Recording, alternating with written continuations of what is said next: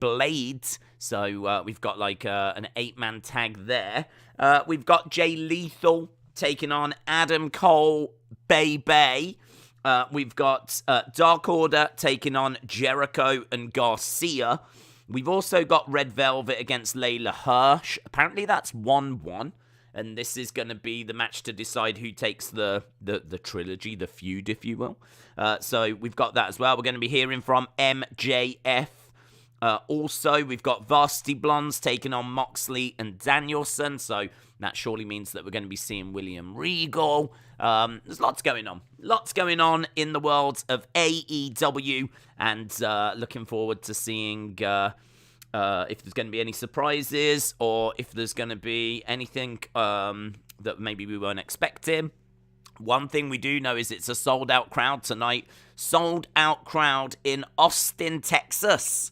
And apparently the show is going to start with CM Punk against Dax Harwood. So that's going to be our first match. CM Punk against Dax opens the show in Austin, Texas with quite a stacked card. So yeah, looking forward to this show. I was just reading there what Tony was saying. The AEW fans here in Austin are one of the hottest crowds we have. We've got an awesome crew and they are excited. I just got the doctor's injury report back and it came back better than I was expecting. I'm going to add a big match to tonight's Dynamite card in a few minutes.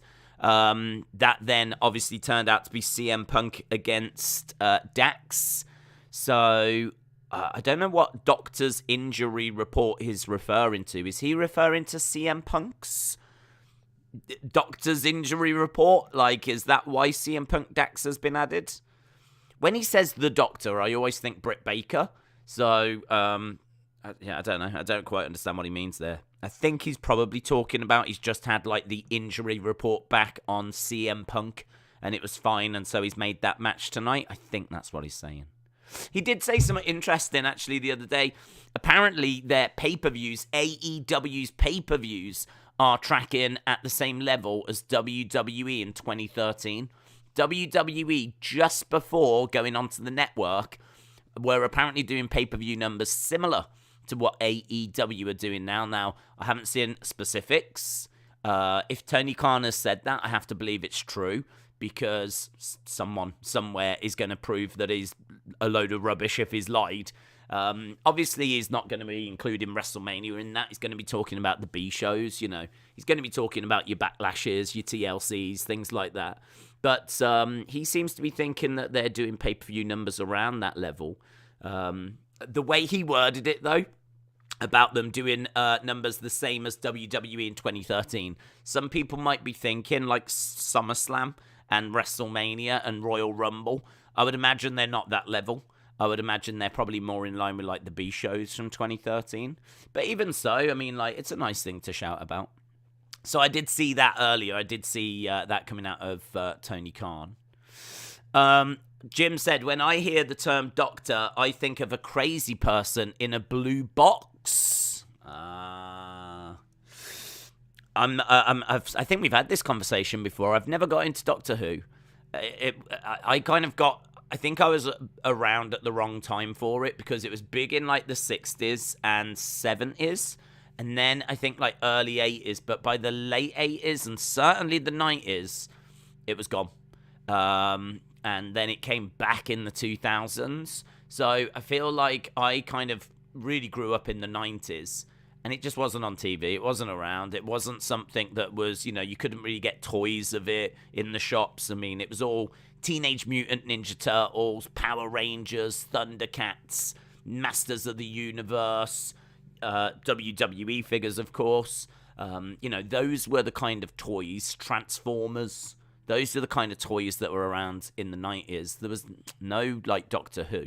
So I kind of feel like a lot of kids have got into it, like, since it came back in the 2000s, but not me, unfortunately. I've never, for some reason, never fancied it, never got into it. It's never grabbed me, which is weird, because, as I said, I've started watching Star Trek Next Generation, and kind of working my way through that. I tend to watch 2-3 episodes a day at the moment whilst it's on Netflix, just whilst I'm doing stuff, and yeah, I mean, I'm enjoying it.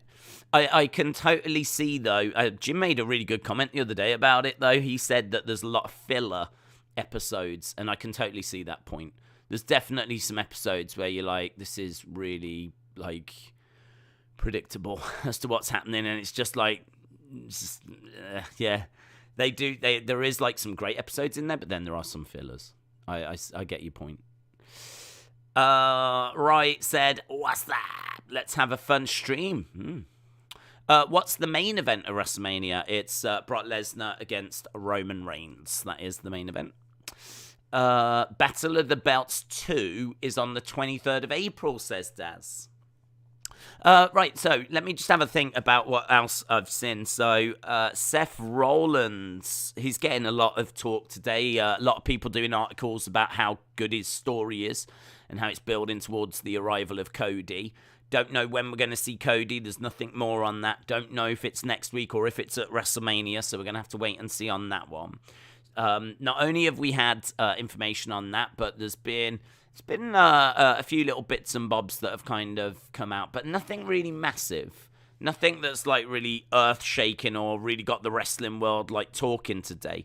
But as I said, there's a few little bits and bobs that are out there. I think one of the most intriguing things that I saw was about Gable Steveson. So Gable Steveson came out and said that he is going to show the world something they haven't seen before. I don't know quite what that means. But he said he's going to show the world something it hasn't seen before, and he is going to show it at WrestleMania. So I believe that Gable Steveson will be at Mania. I can't quite figure out what his involvement is going to be. I don't know if he's going to have a little segment where they're going to officially unveil him as a WWE superstar. I know he was drafted as part of the draft, but nothing came of that.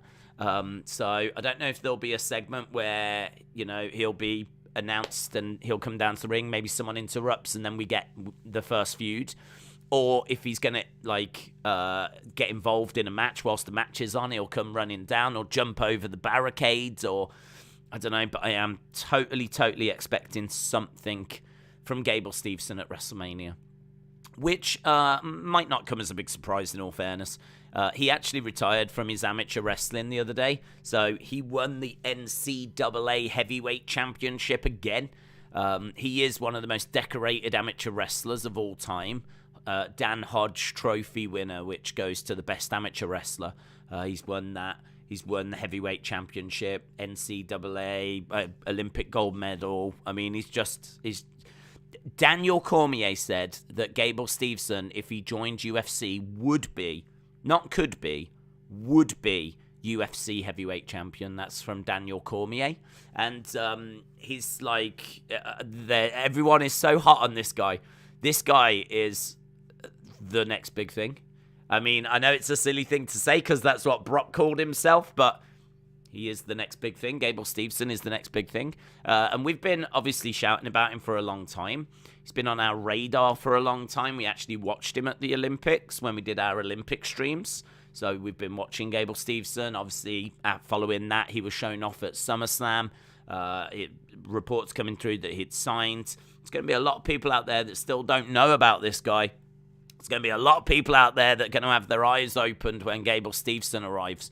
And as we said, that if you wanna look back at like moments that like change like the trajectory of WWE, I think we're about to see one. I think Gable Stevenson's arrival is going to be one of those moments. Like, you can point at the arrival of Undertaker. You can point at the arrival of like the NWO.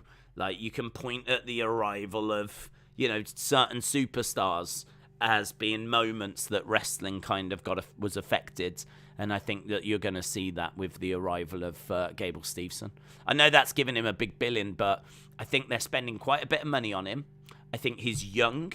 He's got a great look. He's showing off that he's a showman. Like, he's got, like, a really good ability to, like, play to a crowd.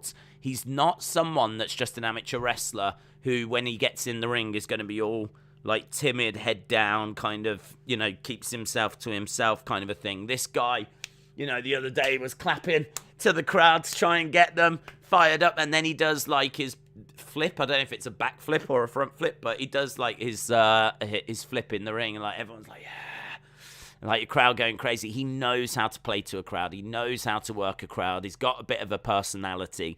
That's going to have to obviously grow, and he's going to have to become even bigger in the wacky world of WWE. But yeah, there's a lot of positives with this guy. He's legit. He looks like a big guy as well. Like he's filling out his frame quite nicely.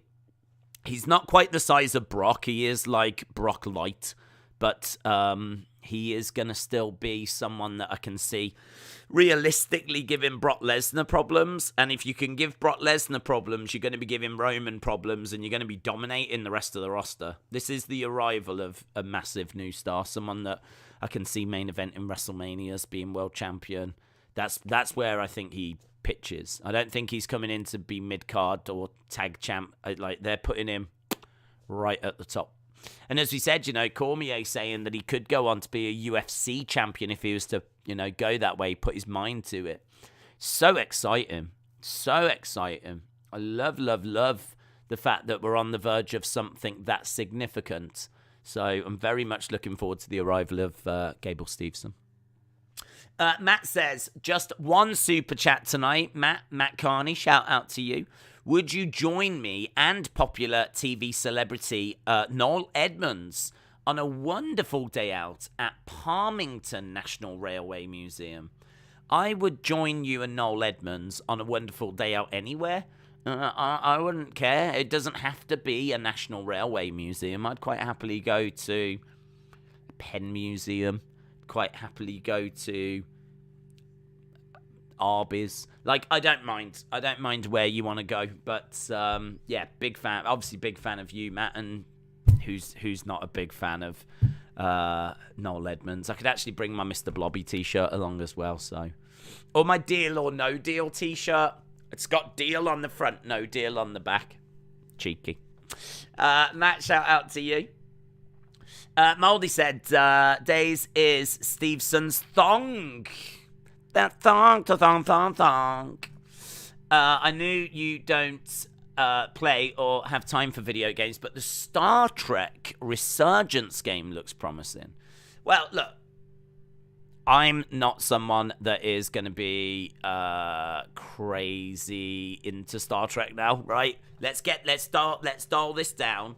Yeah, I haven't got plans. I said this before. I don't have plans to go to conventions. You're not going to see me sitting here in a Star Trek universe, like uniform with like, the backgrounds and all this kind. You're not going to tune in one day and I'm going to start talking Klingon, right? It's just something that I've got on in the background, and it's just an easy watch. It's hard to explain, really. I can't really think.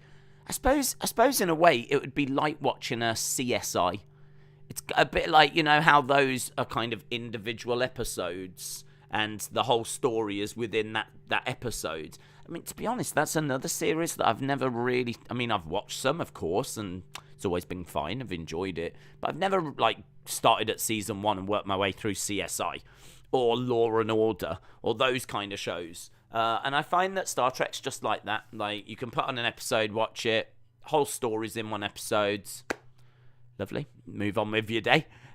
So I kind of like that television. I've watched a lot of television where the story runs all throughout, So you'll start at episode 1, but then, oh my God, what's going to happen next? I need to watch episode 2. Those kind of shows. I've seen a lot of those. It's kind of nice now to just sit there and watch something that's like its own kind of thing.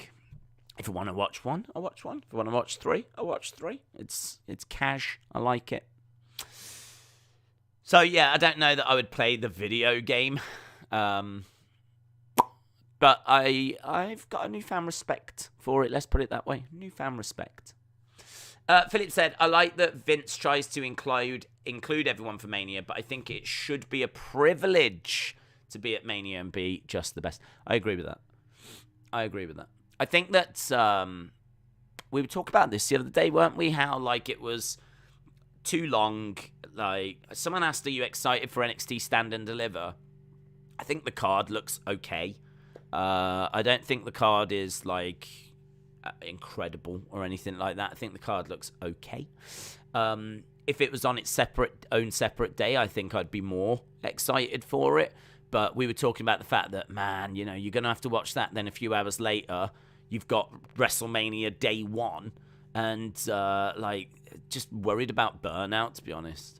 I wake up sometimes at night screaming as I think back to WrestleMania 35. It still haunts me to this day. Something so emotionally exhausting about watching wrestling. You know, I just don't get that. I've said it before, I don't get that from UFC. And I think it's because every 5 minutes there's a forced break. I think, like, you know, some fights will go first round finish. So, do you know what I mean? After that, you just kind of sit talking because you've seen the action and, you know, it only lasted like a couple of minutes. So some fights do that. Some fights that go longer, say it goes the distance, 15 minutes. That's the longest a fight can go, is 15 minutes, unless it's the main event or a title fight. Then, you know, every 5 minutes you get a little breather. And I think it does make a difference. I do not feel as exhausted at the end of a UFC show, which can be long, as I am when I watch WrestleMania. So, I personally like the 2-day thing, but I agree. I think that it would be good if it was just the best of the best. Just not even a reflection of, like, the best wrestlers, although that's obviously a good way to book it, but more just a reflection of the best stories. If something's got a lot of time to be built right, then I kind of think, like, the payoff is a lot more satisfying than something that's like, this person's going to fight this person because they looked at them wrong. Because he said something to him and he's now sad. So now they're going to fight. Like, do you know what I mean? Like, this kind of, I'm not really bothered kind of a build. Like, there's a lot of them type matches. But I think if you had less matches, you'd have more time on Raw and SmackDown to then have more build and actually make the matches you do put on even better. You know, this whole less is more thing rings true. It does ring true, and that's something that I think wrestling has completely abandoned, completely forgotten, the notion of less is more. Look at NXT. I think that it was at its best when it was an hour rather than 2 hours. People pine for Raw to be 2 hours rather than 3 hours. You know, I think most people would want WrestleMania to be 1 day rather than 2, but just not super long. So, yeah, this kind of less is more notion it's been abandoned. It's been abandoned by Vince. Primo said, these last several weeks since NXT has been using main roster stars, viewership has been up and key demo growing. This week was 628. Is the promoting NXT on Raw working? Well, I think you've answered your own question. So since they've been doing that, the ratings are up. So the obvious answer is yes. The only thing I would say about it is that it still doesn't feel essential to me. I don't know. I need to watch Stand and Deliver and just go into it with, you know, an open mind. I watched it yesterday. I mean, like, there's been a couple of episodes recently that I've enjoyed, but yesterday's, nothing landed for me. Nothing landed. And I'm not even saying it was a bad show. I mean, it seemed fine, but I was watching it and I was just really not getting into it. I wasn't engaged by it. And I can't tell if that's because it's just the show's not quite right. I can't tell. Maybe it's because, like, you know, the podcast we did before overran and I was late getting into it. And so, you know, it was all a bit of a rush. It was probably a little bit of everything. It's probably a bit of everything. But I think for me, something's still not right with 2.0. Something's still not right. Something's not right. I mean, I'm not a fan of Toxic Attraction. I think that's a bit of a problem because I don't hate them. as heels. They're just there. They're just there. I don't hate Mandy Rose. I don't like Mandy Rose. I don't hate Mandy Rose. She's just there. And the same with like Gigi, and there's a lot of superstars actually that I don't have any feelings towards, and they're just there. So I think that's part of the problem. You know, I just don't care who wins or loses. And that is a problem when you watch wrestling. So I think bringing in like main roster stars definitely gives it a boost in the ratings, but I don't know that it's improving the quality of the show. I don't know that by having Mandy Rose there, it's made me care more about NXT 2.0. I think Dolph coming in has been good, but maybe the rumors are to blame. I mean, Dolph Ziggler against Bron Breakker. Well, rumors are Bron Breakker's going to the main roster, so I have to think that he's not winning that one. So my guess is that Dolph's going to retain. So I kind of feel like I know the outcome of that match. I feel like Bron's going to the main roster. Dolph's going to retain. Dolph will lose it eventually to someone. I don't know who that person will be. It could be LA Knight, but LA Knight might be going to the main roster. I think it sort of feels at the moment like maybe part of the problem is you can't quite invest in the show, or I can't quite invest, because I don't quite know where people are going to be this time in a month.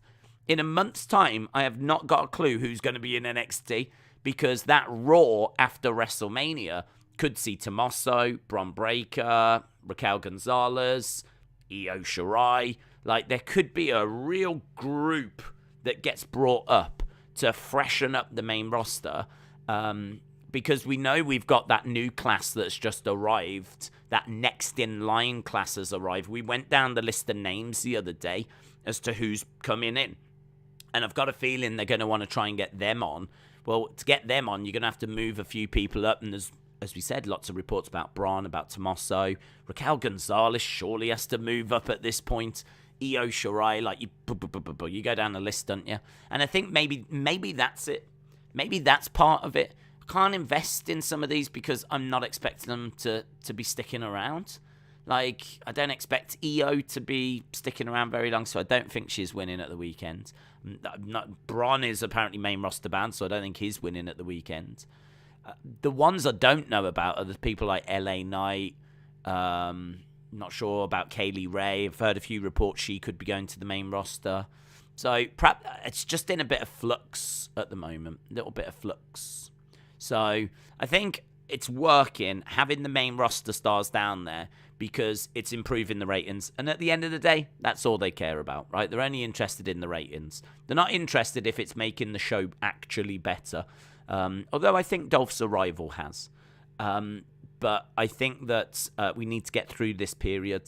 We need to get past WrestleMania. We need to move people on that are moving on. We need to bring in the new people that are coming in.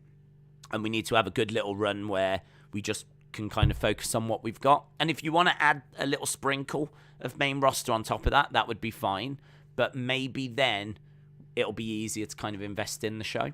So, but as I said, this isn't like me moaning, if you will. It's more me trying to explain why I think I'm struggling to connect with the show at the moment. I said earlier, I don't even think it's that bad of a show at the moment.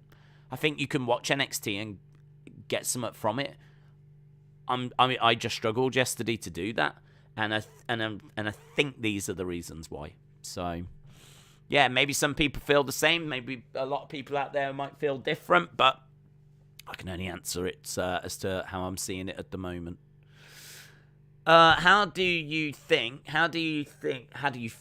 about AEW matches like Dax and Punk are just random to me, says Connor. How do I feel about AEW? Well, yeah, I would say that CM Punk against Dax is random. It's I'd cut them a bit of slack because it's Dynamite, right? So I think what AEW do is they do a pretty decent job of giving you big matches and matches that you'd like to see on a fairly consistent basis. But at the end of the day, this is a 2-hour weekly TV show. So they're always gonna have to give you matches that, you know, like a CM Punk against Dax Harwood type thing. I must admit they don't do this very often. So I don't want to say it's a bad example because it's happening, right? It's happening, so it's not a bad example, but they don't tend to give you like tag team guys like Dax in a solo match, in a singles match. I don't know if Dash has picked up an injury or something, and maybe that's forced them to do this. It doesn't really make a great deal of sense to me either. I agree this is a random one, but like just looking at the cards, so MJF speaks tonight. Having an MJF segment, always great, yeah. So MJF speaks tonight, tick. Red Velvet against Leyla Hirsch, not brilliant, proper low end, but apparently it's 1-1, and this is to decide who's going to get the trilogy, okay? Not something that I'm looking forward to, but I can appreciate that it's a low-end match. They're trying to give us a storyline to it. They're not just throwing them out there week after week after week, and it's just rubbish. I've seen a little press release thing where they talk about this being the rubber match. They're saying this is the match to decide who takes the feud. And I really like that. I really like the fact that this Red Velvet Leyla Hirsch thing, they're actually trying to find a way of getting you to care about it. Might not work. You might still not care about it. I'm still not that bothered, but I appreciate the effort. I can see the effort. I appreciate the effort. Chris Jericho, Daniel Garcia, taking on John Silver and Alex Reynolds. So this is the Jericho Appreciation Society, their debut. Again, this is the first time we're actually going to be seeing Jericho and Garcia teaming together, I believe. Can't remember them teaming before. They're representing the Jericho Appreciation Society, taking on Silver and Reynolds. I'm kind of into that because this will give us an idea as to how the Jericho Appreciation Society is going to function together. Will there be outside interference? I'm sure there will. How will Jericho work with Garcia? How good do they complement each other? So again, you know, there's a story there. This is their first match. This is the first time we're seeing that Jericho Appreciation Society teaming together. It's not just random people going up against each other for no reason. It's part of a story, so you can hang your hat on that. So 3 segments so far that I would all argue are TV segments. You wouldn't have them for a pay-per-view. They're not like crazy things, do you know what I mean? But they're all good fodder for a weekly TV show. Oh, fine, serviceable. Can chuck it on a TV show, kill a few segments type things, and you might be able to get something out of them. Sting and Darby Allin and the Hardys taking on Private Party, Butcher and the Blades. So that is an 8-man tornado tag match. Obviously, that's kind of like Sting. That's been building for a while. That's our main event tonight. So that is the Hardys, Sting, Darby Allin taking on, I think, what used to be the Hardy family kind of business or whatever they were called. So there's a backstory to that one. I'm not crazy about that match, but I mean, look, Sting's a legend. Darby is one of the biggest up-and-comers they've got. The Hardys, this is like their second match, taking on the Matt Hardy family business, head office, whatever it was called thing. I can kind of see a story to that. Again, it's got a story to it. There's a purpose to the match. I don't mind that. Varsity Blondes taking on Moxley and Danielson. I genuinely don't know why this match is happening. The only thing I would say is last week we saw them taking on Wheeler Yuta, and Yuta almost joined them. Could we see the same here where Brian Pillman almost joins them? Or Griff Garrison wants to join them? Are they going around and are they facing teams that they think they could potentially take someone from? So maybe there's a bit of a story to that. Maybe there's a reason why they're doing that. We'll have to see. That one kind of stands out as being a little bit random, but I don't mind it because last week they took on Best Friends and they tried to take Wheeler Yuta. This week they're taking on Varsity Blondes. Maybe they'll try to take Griff Garrison or they'll try to take Brian Pillman Jr. because they're clearly doing something. They want to work with young talent, so we'll see how that goes. CM Punk is returning. First time since Revolution. He's taking on Dax. I do agree. That is random. I've said before, I don't like it when they take on like just one half of a tag team.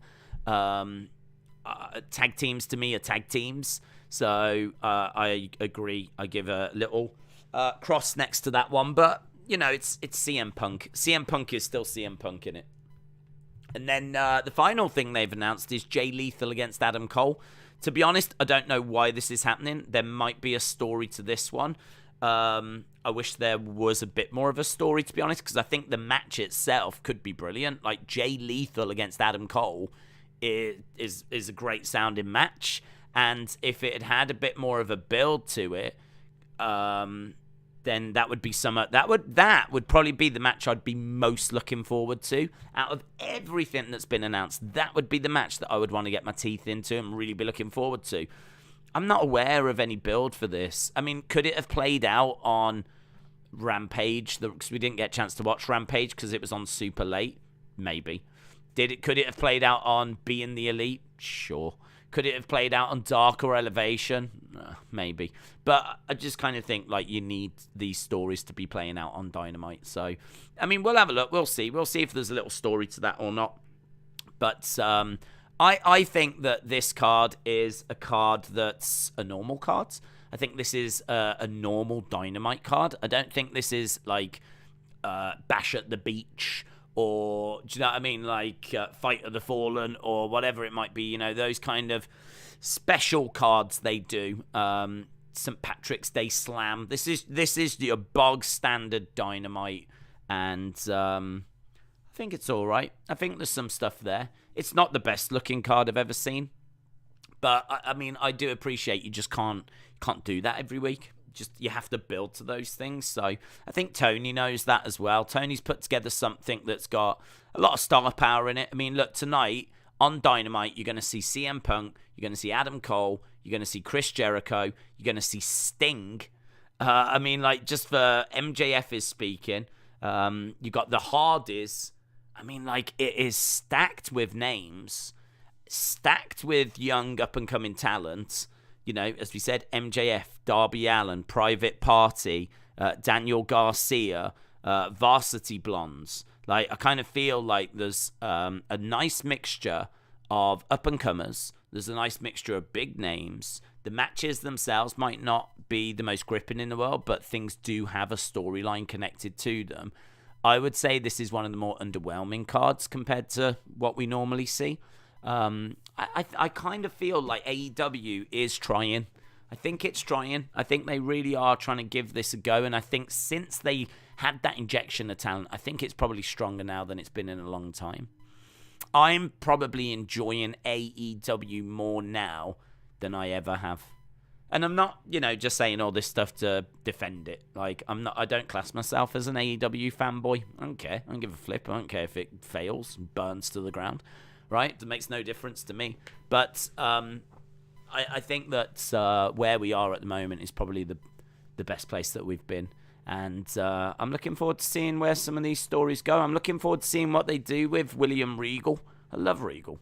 I love Danielson. Not a fan of Moxley.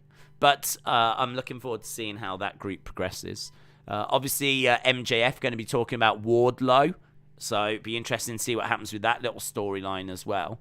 So yeah, I think there's enough here. I think there's enough there.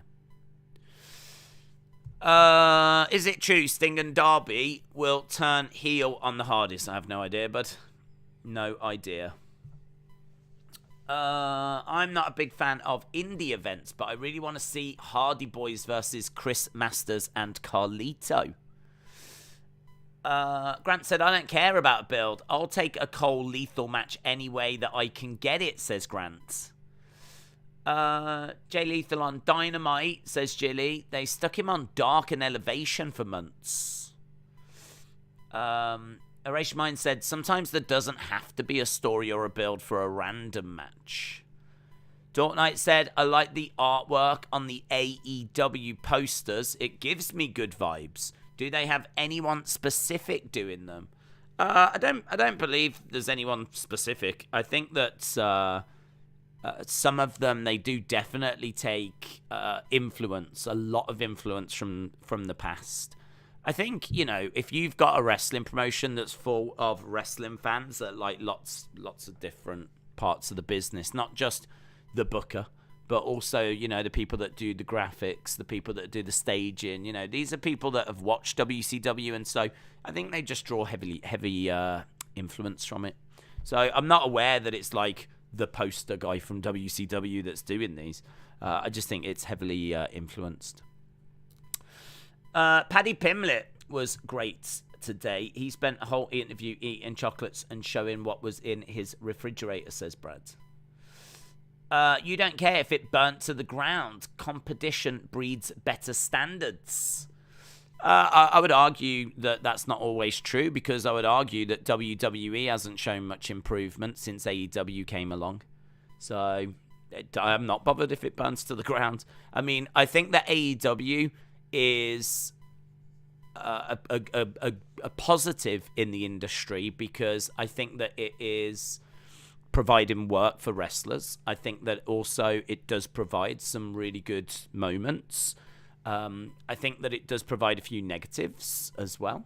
I think that there's a lot of people out there that are either blind to what's actually being shown on screen, or they are just so heavily invested they can't bring themselves to be quite honest about what's happening. Like the amount of times that you'll see some stupid, random, all this kind of stuff from AEW, and if you look on Twitter or social media, it's being defended to the hilt.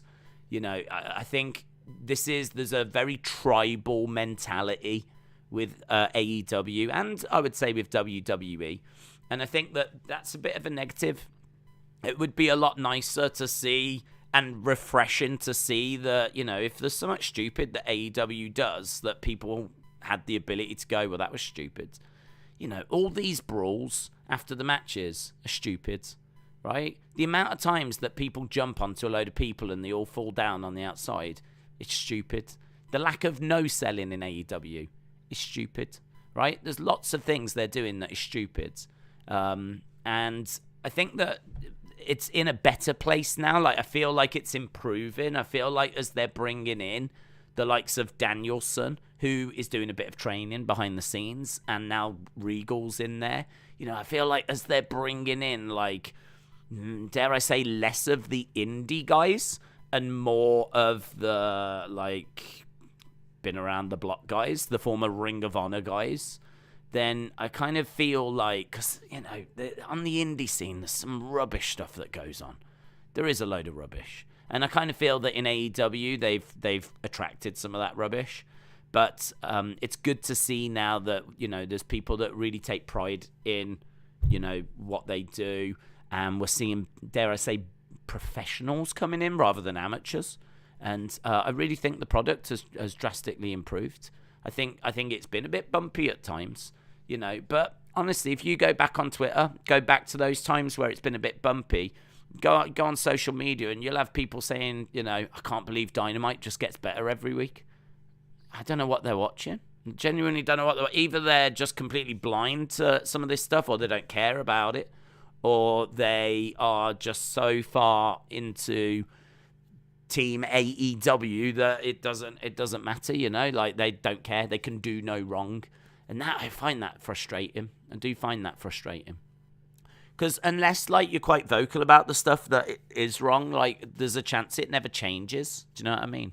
But thankfully, it's good to see that it is. It's good to see that there's definitely improvements. And I am genuinely enjoying, like, watching Danielson and watching Deeb, MJF, watching his development on, like, the microphone. CM Punk obviously coming back. So, yeah, I mean, look, AEW does positive stuff as well. Like, they had some of the best matches I've seen have been from AEW in the past few years. Some of the best wrestlers around. I would argue the best male and the best female wrestlers around right now are both in AEW, and that would be Danielson and Deeb, I would say, are in AEW. So, I can't heap much more praise on them than saying they've arguably got the best wrestlers and they arguably have some of the best matches. And they are now putting out a more consistent product that I think is the best it's ever been. But I don't know that it's actually resulting in, like, WWE up in their game. I can't say that I'm watching WWE and they're doing anything really any more engaging than where we've been over the past few years. I mean, I feel like WWE has stepped up since the pandemic, but I would put that down more to the crowd being back and the fact that they can get a live reaction from the fans more so than any influence AEW has had on them. So, you have to remember, between Raw and SmackDown, that's 4 million views that are automatic. It doesn't matter how much rubbish they put out. It's a built-in audience. That is true because, it swings both ways. Absolutely swings both ways. I'm quite happy to sit here and say that I find it frustrating that there's AEW fans out there that won't criticize the product, because I would find it a more enjoyable product if I felt that the fan base was able to be critical.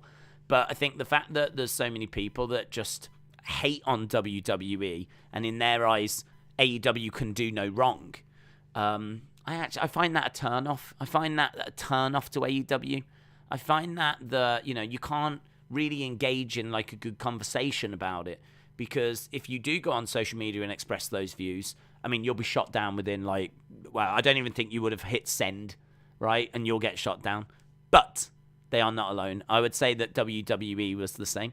I would say that WWE equally has it's those kinds of fans as well. So, AEW is certainly not alone in that, but AEW is meant to be the better alternative, isn't it? It's meant to be what wrestling should be. And I think part of that is being able to take criticism and being able... I always remember, there was a application form that I remember doing for a job, and it has loads of questions, obviously your strengths, your weaknesses, all this kind of stuff. And one of them was, can you take criticism without being defensive or something like this? And this was actually a question they asked. And I kind of feel like if AEW was to fill out that application form, it could fill out its strengths, which we've gone over. Some of the best wrestling, some of the best wrestlers. They do try to give matches, storylines and everything. It could fill out its weaknesses, which I think it's a bit goes too far at times. I think it can do some really good stuff and then go too far and borderline ruin it. Hence, Blood and Guts match. Brilliant match. And then we had the silly Jericho getting thrown off the top onto a mattress, which looks silly. Didn't need it. If the match had just ended in the ring, would have been a fantastic match. All anyone was talking about after was Jericho being thrown onto a mattress. You can point to the exploding barbed wire. I wasn't excited for the exploding barbed wire match, but actually I thought it was okay. I was not crazy about it, but I was like, this is all right. I like the fact the ring ropes were a barbed wire and they were getting caught in it, and I was like, man, this is okay. But again, the ending is that explosion that didn't really work, and that's all anyone ever talks about. So for me, there's quite a few examples where they do something that's good and they just go that little bit too far.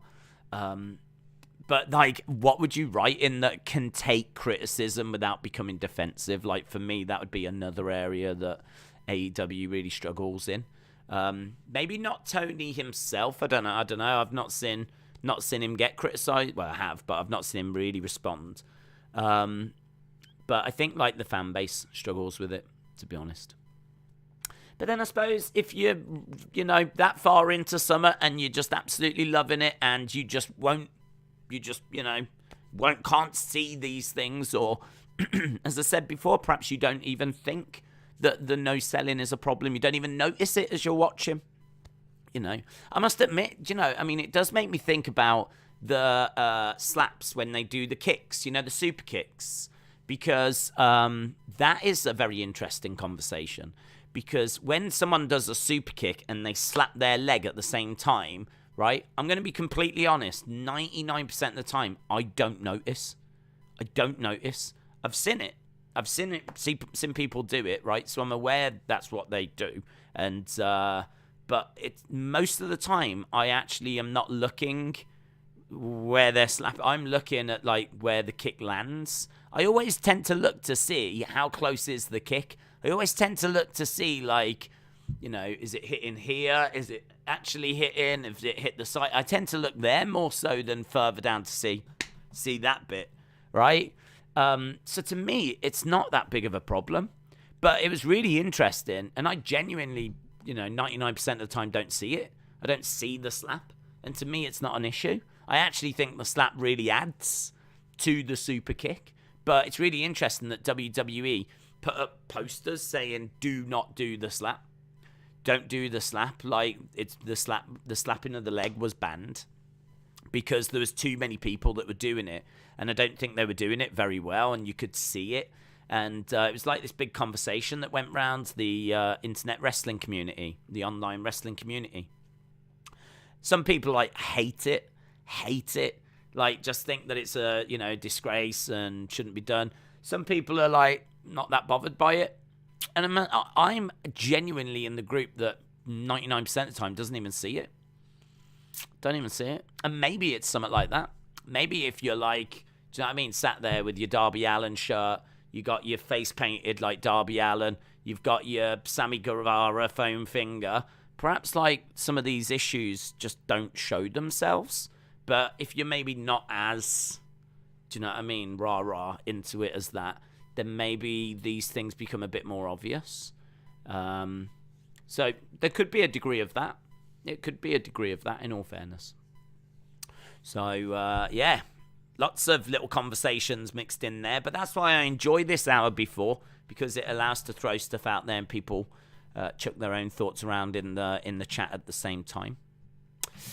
Jeremy says, to me, the pay-per-view AEW just had will be better than some of what WWE is putting out at Mania. I'm the first one that will skewer them for rubbish and praise them for having a good segment. That's good, Jeremy. That's good. I mean, just being honest. Just being honest. I think that's what it comes down to. I think that I do question sometimes if that's what people are doing. Are they being honest? I always try to be honest when I'm doing something. I mean, I will criticize WWE a lot, and I will criticize AEW a lot. But equally, if either show gives me something that I enjoy, I will be honest about that as well and say, that was really good. They brought in William Regal, and I love it. Love it. I think it's brilliant. I love Regal. So seeing him on TV more is a big positive for me. Love Deeb. Love Danielson. I love the fact they were able to bring back CM Punk. I think MJF has got lots of potential. I'm not as crazy about his promos as a lot of people out there. I actually think that his promos can lack a little bit of punch at times. I think that he can talk well, confidently. His delivery is excellent, and I think that can actually overshadow some of the things that he's saying sometimes, because sometimes in his promos he doesn't actually really say that much. But you could argue that's, a great skill to have, to entertain people with your delivery and not having much to say. So you can just go out there and just say, something, but people are still enthralled by it. You could argue that's an even better skill to have. But I wish there was a bit more of a punch in there, a bit more wit. But yeah, he's a great talent. He's young. He's going to keep getting better. He's going to keep improving. And I'm really enjoying watching him at the moment. So, no, it's good. Like what you like. You don't like what you don't like. And, don't be afraid to be honest about it. The problem is that WWE got to the point where they don't have to innovate or do anything to get praise. So, comparing with older eras, this is the lowest one, says Shoggoth. It's an interesting point. Yes, I think they are comfortable. I agree. I think WWE have got the slippers on.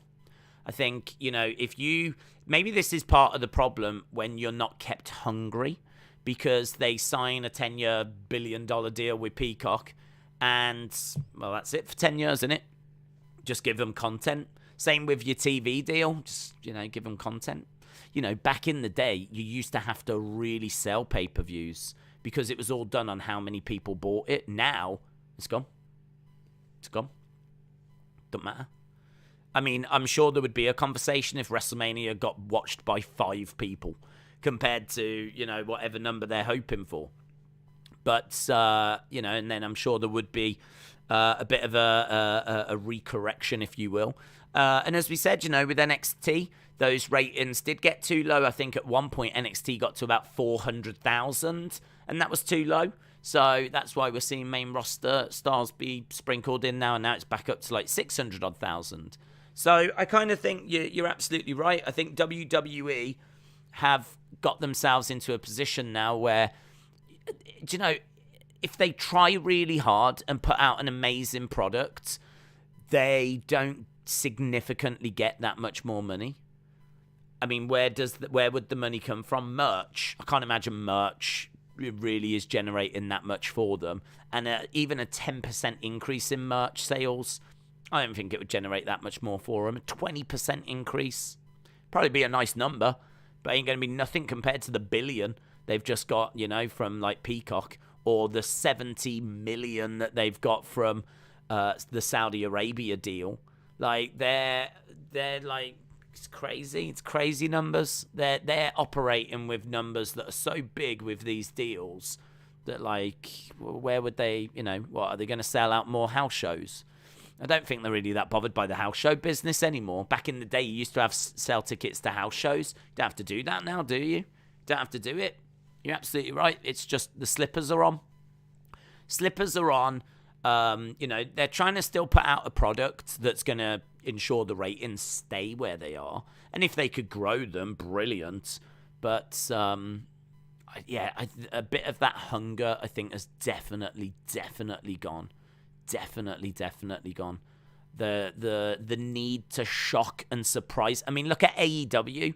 They're trying to shock and surprise and bring people in and do... And I know people will say, yeah, but you can't do that all the time. And that is true. But it does feel like Tony is fighting. I'll give him that. AEW are fighting to survive. Maybe not survive. Maybe thrive is the better words. I think their survival is okay. But they're fighting to keep the viewers, grow the viewers, stay relevant, stay in the hunt. Make sure that they're continuing to grow, being attractive to new networks, trying to chase down new opportunities. Whereas it feels like, WWE have already finished that race. I don't know what else there is for them to chase down. I just saw a deal where WWE have signed a new deal in the Middle East. So they've got more money coming in from the Middle East now. I think some of that hunger has gone. I think you're absolutely right. Are you streaming any of the World Cup qualifiers tomorrow? Keep up the hard work, says Hasib. No. We've got an England game that is on... we've got an England game that's on Saturday. And I can't remember what the World Cup qualifiers are that are tomorrow, to be honest. 24th.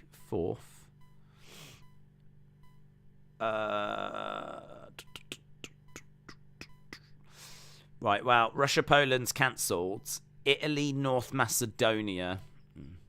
Portugal, Turkey. I mean, that could be interesting, I suppose. I'm probably more inclined to just have a look at the finals and see who gets through to the finals, rather than, because Scotland, Ukraine is postponed. Wales, Austria, I think would have limited appeal. If I was to do one, it would probably be Portugal, Turkey. But what we might do is just see who gets through to the final anyway. AEW has got the best roster right now, said Jeremy. WWE has got the best performer in Reigns, and Flair is better than any of the AEW ladies other than Deeb. WWE starts falling off badly. Days, it's me, Edward. I'm using my mum's account. Roseanne Brown. Roseanne, shout out to you. Roseanne, it's been a while since I've seen you. Shout out to you. I hope you're well, Roseanne. Roseanne's joined us before, actually. It's great to see Roseanne. You'll have to get Edward on, Roseanne. Get Edward to come and join us. Taker has been in many bar fights. That's why he's better than any other wrestler in this generation, says Esteban. Dort Knight said, Italy, Portugal play their World Cup qualifiers. I think they'll play each other if they win. Yeah, and that game is on at the same time as England versus Ivory Coast. Right now, I've set up a stream for England, Ivory Coast. But I think if it is going to be Italy, Portugal, I think we might end up doing that instead. I might have to do a bit of dual watching.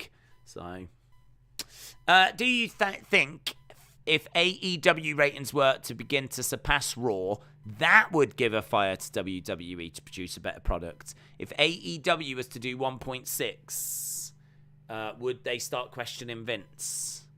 That is an excellent question, Big Time Baxter. That is an excellent question. I think that they are right now around 1 million, and I think Vince feels like they just are under control. Like, I would imagine they probably WWE get the ratings each Thursday or whenever they come out. They'll have a look at AEW, and I don't think there's really anything there that's going to be concerning them at this stage. I think that WWE have probably done a few things to try and cause harm to AEW. One of them is the way they release the talent. So, I said before, I think they could have released a lot of talent at the same time, but they didn't because they were doing it in little bits. So, to see, you know, if you had a wrestling promotion and I was to release Keith Lee and No Way Jose and Drew Gulak, whoever else, right?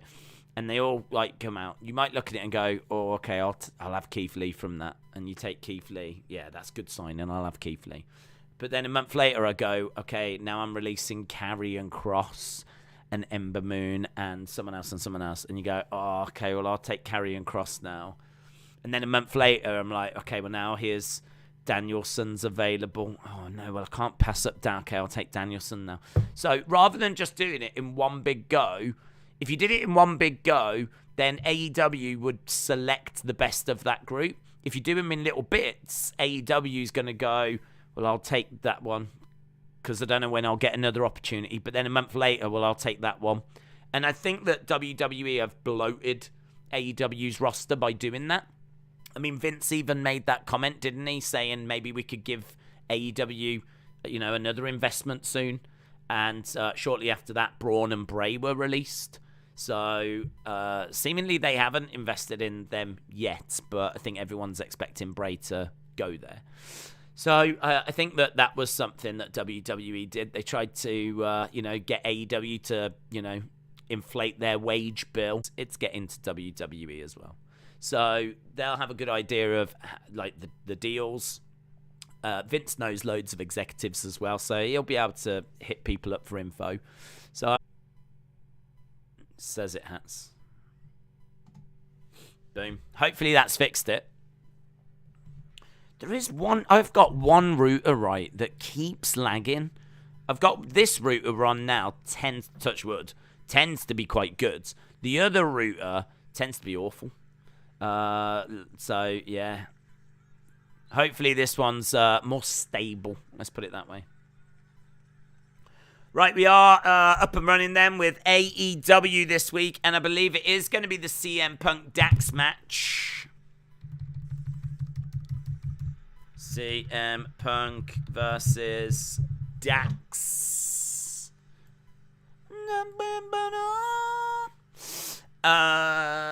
Days, this is Edward, but I'm on my mum's account. I know. Shout out to you, Roseanne. Shout out to you. Don't worry, hello, Edwards.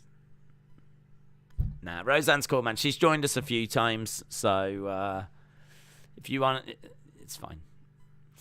CM Pants again, says Brad. CM Pants. CM Pants. It is CM Pants coming down in pants. Austin is a bully. He doesn't watch Star Trek or Star Wars. Oh my God. Can't believe it. Ugandan, phenomenal. Shout out to you. I hope you're well. Lyric said the best in the world is kicking off Dynamite. Dana Brooke. Dana Brooke is kicking off Dynamite. Hey, did you hear about that? Apparently, she was going to be known as the Sheened Dana Brooke. She was going to be the female fiend. The Sheen. Sounds like something you would put if you're polishing on a surface. Have you got any Sheen? Give us some Sheen. Shh. Oh, look at that. Oh, it's brought up a lovely shine, that has. Look at that. Yeah, the Sheen. She was going to be called that in the video game, not on the show, just in the video game. Video game. William Hensey said, shout out to Austin316. Thanks for all that you do. What does he do? What does he do? Be a perv. CM Hunk sign. CM Hunk. CM Hunk. Right, Dax has come down. He's got AAA Championship, AAA Tag Team Championship. Off to an explosive start with the Punkster, says VIM. Right, bell sounds and we are up and running. Follow All Elite Wrestling. CM Punk. CM Punk. We're in Austin, Texas. I like that guys can wear other companies' belts, says Master Chief. William said, I just felt like using my free super chat. So you didn't mean it. Got you. Austin isn't a perv, says Justin, who clearly hasn't been a victim yet. Bray denied the Sheen on Twitter. Like you mentioned, it was only supposed to be in the 2K22 game. I like having the free super chat thing, but I never know what to say, says Austin. Say whatever you want, Flower. Say whatever you want. CM Punk on his knees, backed over to the corner. I know you're only joking, but no, this is Edward. I wouldn't lie. Yeah. Have you had a good day, Rashawn? Rashawn. I'm going to go with Roseanne. I don't know why I thought it was Rashawn. Getting all mixed up, aren't I? Roseanne has that effect on me. I do get flustered when she's in the chat. Root Beer Float said, did anyone see the teasers that Bullet Club is having for Tony Khan? There is going to be an invasion on AEW soon. I wonder what the storyline is going to be. The Elite is going to be with them. Are they, though? Or are they just using AEW to get people talking? You know, there's quite often we've seen teasers. Do you remember all them Liv Morgan teasers where it felt like she was going to turn dark and go to the funhouse and turns out there was nothing in it? That is how she got over. I don't remember her being massively over before that point. But since that got everyone talking, that is the power of social media. Why does that belt look like paper, says Matthew. I don't know, Matthew. Don't know. I don't believe it is paper mache. Yes, my date has been good. What about yours? Roseanne, now that you are here, it's got better. It's got better. I don't often get a chance to talk to people's parents, but Roseanne, what's Edward like at school? What's his scorecards like? Is he good? Let us know. Dean Ambrose is going to beat Daniel Bryan, says Miguel. Heather, hello, said, why the heck are the Gun Club cheering at ringside? Listen, they're just fans. They're having a great time. I thought FTR were turning face, says Esteban. First time watching AEW, said Freddie. How do I watch the pay-per-views? I'm in America. Where are the pay-per-views in America? Are they still on Bleacher Report Plus or whatever? I mean, here in the UK, you watch them on Fight TV, but I don't actually know where they are in America. Someone in America will know. Danielson and Mox are having a match against each other tonight. No. Trey said, I'm back. What did I miss? And Days, look on Twitter. Look at the web page. Against the ropes. Do you know what? I don't know if I've been on the web page today.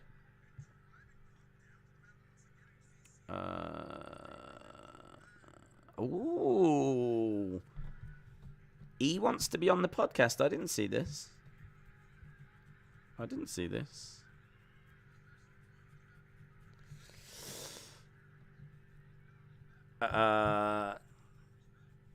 That's interesting. I didn't know that E wanted to come on. Sean said, Wrestling Days, can you answer my question? No. In the corner is CM Punk, and there's the Gun Club, Heather. There is the Gun Club. FTR. Dax is distracted.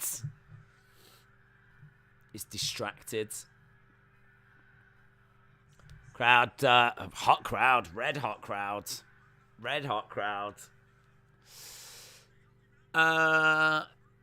I will answer it, Sean. Sean says, are you Team SmackDown or Raw? I am Team neither. I'm Team Entertain Me. I'm here every week, so you better entertain me. That's what team I am. Headbutts misses by Dax. As CM Punk moves out the way. Are you doing Ring of Honor next Friday? No. It's on at the same time as SmackDown, innit? Sonny Wolf said, guess what? I've got a new phone. It didn't save my notes that held my poetry, random notes, or passwords. Can't you get that off your old phone? William said, in America, we get everything for free. I'm sorry, Americans. I cannot hide this anymore. We all have golden toilets and secret homes in space. Oh, jeez. Are you telling me that the Star Trek I'm watching is the documentary? Jeez. Look at the pained face of CM Punk. He thought he had a 3 count there. It's good. It's good leg drop by CM Punk.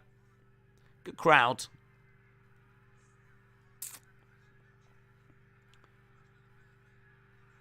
Here's CM Punk going up top. Big strike by Dax. I took out a SIM card. Oh. Zachary said, I've got a surprise for you.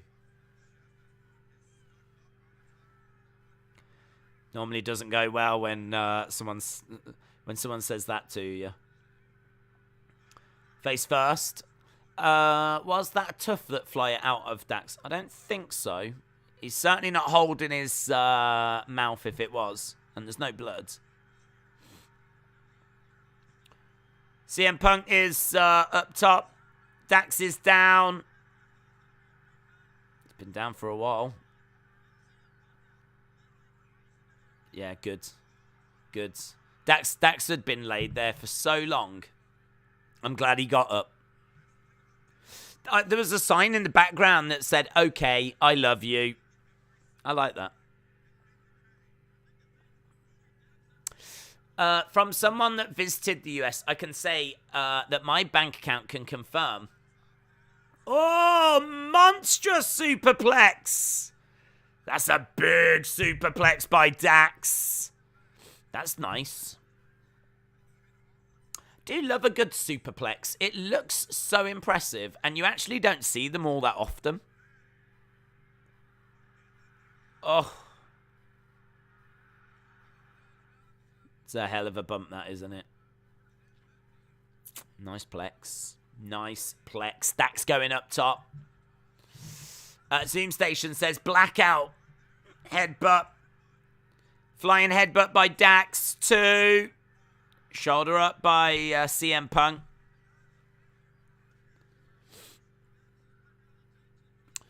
That suplex was so good. The feed on TBS cut out for a second. Oh, we didn't lose it. I honestly thought that it hadn't blacked out. Yeah, that superplex was beautiful. Dax showing that he would be a great solo wrestler as they spill to the outside. Great first match, this. Hope that the Gun Club don't get involved during it. I'm sure they will after. But, look at that. Oof. Cash Wheeler's come out. Cash Wheeler's having a word with Dax. He's trying to provide some encouragement. 12 minutes. Really good first match.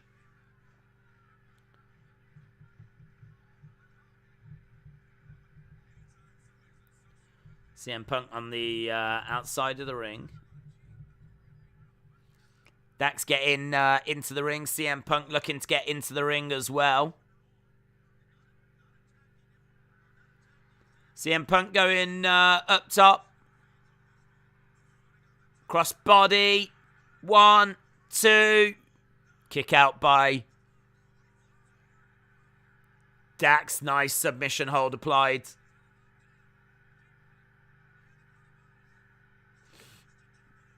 Anaconda Vice.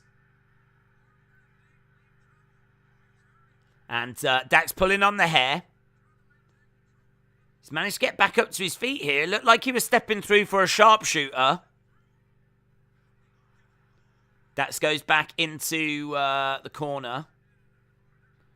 1. Reverse. Surely that was a 3. That looked like a 3.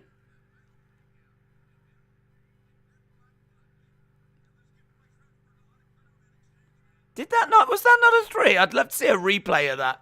That looked like he had reversed it and picked up a 3.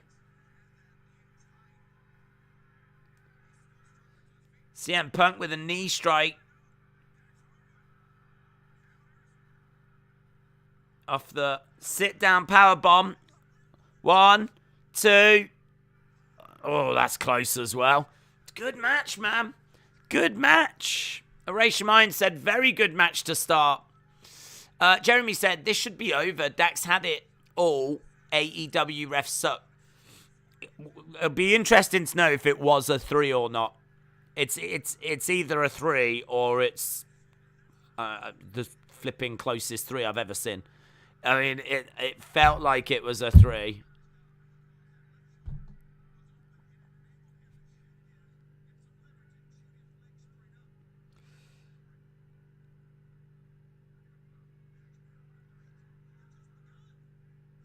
Against the ropes goes CM Punk. Kick to Dax. Right now, I'm giving them benefit of the doubt that it wasn't.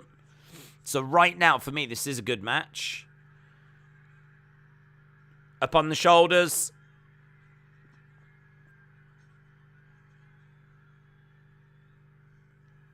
Oh, went for the GTS.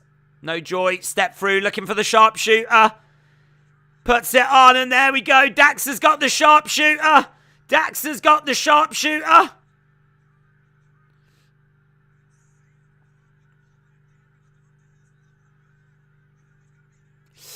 Hitman hints. Hitman hints. Roll through by CM Punk. Nice little flip over.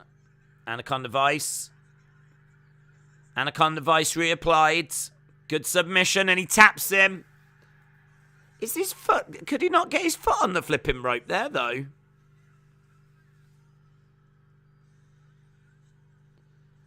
Anaconda Vice, good match.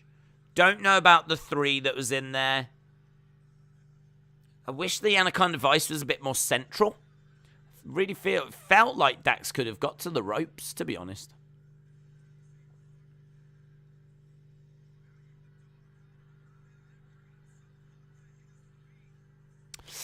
Fantastic match. Didn't expect to enjoy it that much, says Joel. Amazing opening match. Definitely hinting at Brett coming soon. Punk wins. Roseanne, shout out to you. Hope you're doing well. Thank you. Do you think WWE lifted the merch restrictions on their shows? Last Raw, we could see people with CM Punk shirts and flags. Don't know, to be honest. I don't know. I mean, I think there probably is a bit more leniency, yes. I mean, I don't think they would be kicking people out that had AEW shirts on like what we were seeing before. Probably has settled down a bit. But I don't know, I mean, if it gets out of control.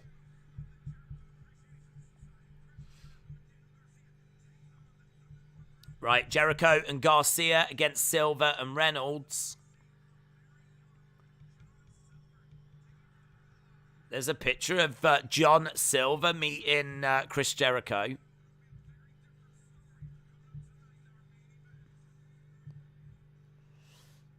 All right. Hello, Legend Killer. Hope you are well. Did you know in Star Trek, when they get food from food replicators, they are eating their own beep? The particles get extracted for recycling. You will never watch it the same. Is that true?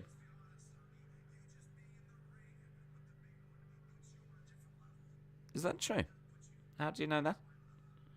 I don't want CM Punk chasing the title. I enjoy Punk, but I think the title has seen too many people younger and better than Punk. Does anyone else think that Garcia looks like a young Autumn? I can see those vibes. We are seeing the Jericho Appreciation Society on screen right now.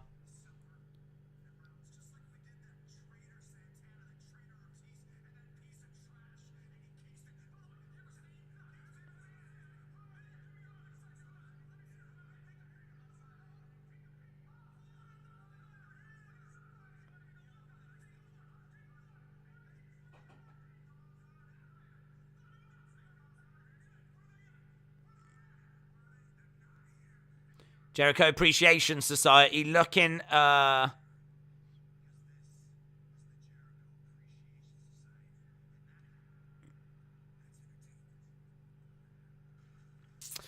you know, I kind of like that, right? Because what they've just done is they've just gone, Jericho said, have you seen Eddie Kingston? And the one guy goes over and pulls the curtain back and there's nothing there. And he's like, there's nothing over here. And the other guy goes over, pulls that kind of curtain back, and he goes, there's nothing over here. They're nowhere to be seen. And they could keep doing that. That could become like their thing every time they beat someone up. They, let's have a look. There's no one here. No, and eventually someone will be there. But I kind of like the fact that you can make that a little foundation that then pays off further down the road. Because I can't be the only one watching that going, someone's going to be behind the second one, is there? And there wasn't. So I like the idea that you do that a few times, there's no one there, and then you pay it off. It's good. Good little thing to drop into the promo. Right, Darby and Sting making their way down. Darby and Sting versus... Oh, God, there's too many people to type out in this. This is that. I thought this was the main event. 8-man tag, that'll do. Oh, there's loads of people in this match, guys. Name them, they're probably in it. Andre the Giant is in it. Big John Studd is in it. Finlay is in it. There's so many people that are in this match. Here's the Hardys. They're in it. Sting's in it. Darby Allin's in it. Is Aubrey in it? That's my question. No Aubrey. Wow. 2 matches in a row without Aubrey. What is this brave new world that we're living in? Oh, I thought she'd be involved in this.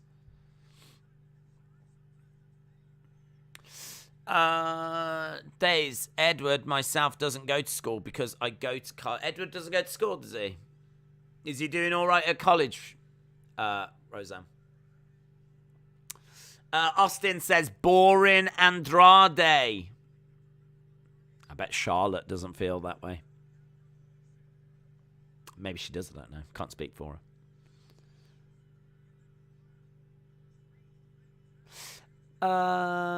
Delete. Is Bray rumoured to be on AEW? It's thought that he will go there eventually, yes, but he's not there. Not there yet. Certainly not expecting him tonight. WWE dropped the ball on Jeff. The crowd love him. Well, to be honest, I think, like, I don't know. I don't know what they were doing. I don't know if they were going to invest in him. They definitely could have used him more than they did. But he had I seem to recall he had a decent showing at Survivor Series just gone. And I don't know quite what their plans were for him before he ventured off into the audience. This is a tornado tag, so that means that just literally everyone's fighting at the same time.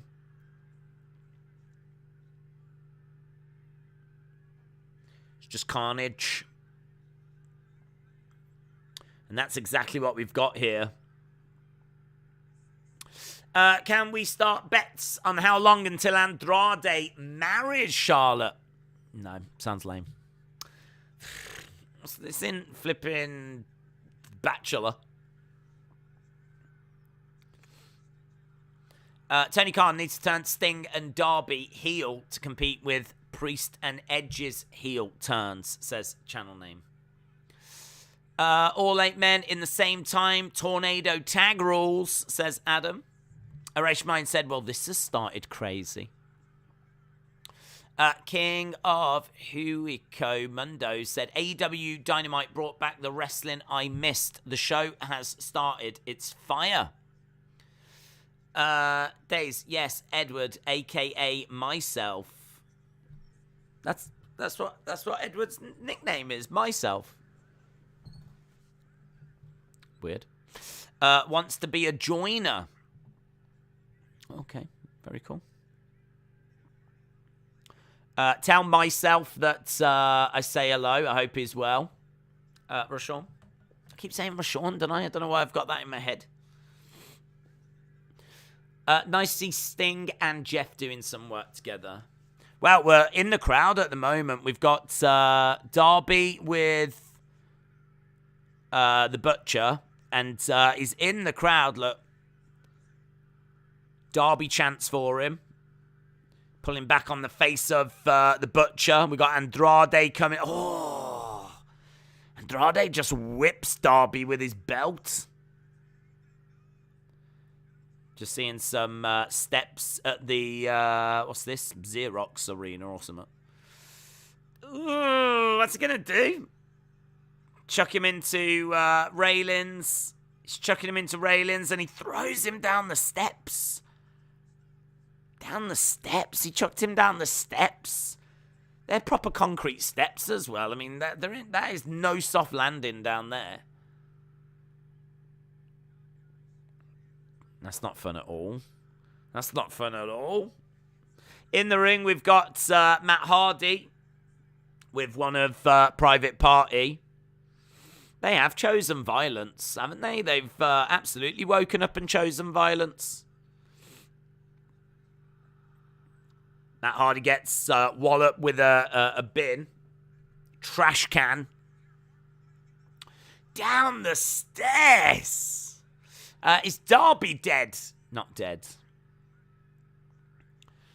We hear from AEW Women's Champion Thunder Rosa. I wish I had tickets to AEW. The crowd is having fun. Austin said, that looks like a lot of fun. Darby go squish, says Mr. Jack. Darby go squish. Now that, look, we're seeing Butcher Blade fighting in the concession area. Bins being chucked around. So we've got people fighting in the concession stand. There's a bit of blood. We've got Matt Hardy being thrown into railings. There's a table that's got some boxes on. What are them boxes? What are those boxes? What are those boxes? Are they just advertising boxes for pro wrestling tees? Suplex on the entrance ramp. It's you can see the merch stand where the merchandise is, but I don't know what's on the table. Oh, if I was there, I'd want a William Regal shirt. I'd want that signed Serena Deeb picture as well. There'd be a few things I'd be after. Darby is down at the moment. Darby is a meat patty. Wyndham's in a box. Wyndham in a box. They're going to take one of the boxes off and his head will just be there. And he'll go, yowie, wowie. Like this. And that's how he's going to debut. Oh my God, it's going to be insane. It's going to be insane. You know Ronda Rousey was injured. Yeah, a small injury apparently. I will tell him that you said you hate him and wish he wasn't a member of your channel, said Roseanne. Roseanne, can I just take this opportunity to say it sounds like you're an awful mother?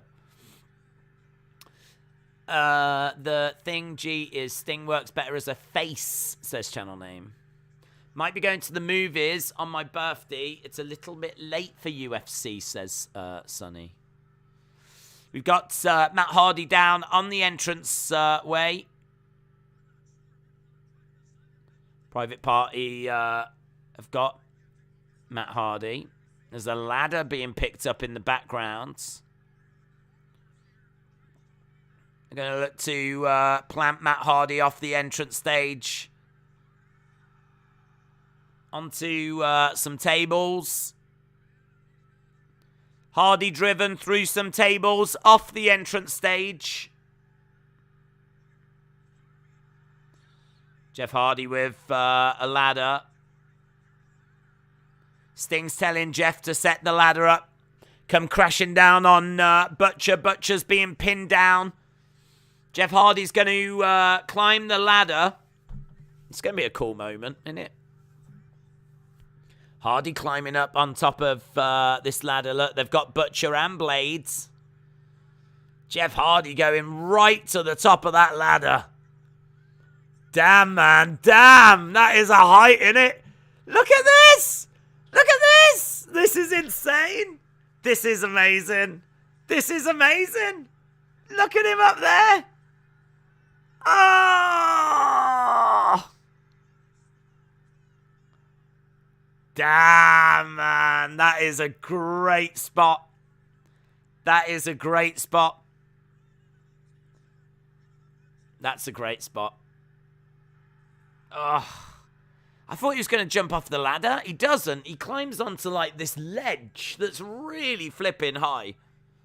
Hurls himself down with a swanton bomb. A monstrous swanton bomb.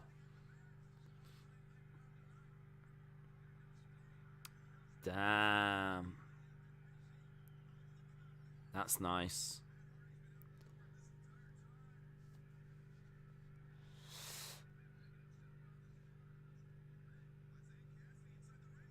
I'm not actually a bad mom. I'm taking him to a WWE pay-per-view.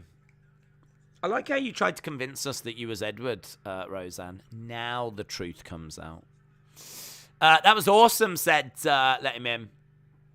Blackout again. Is it really? Is it really?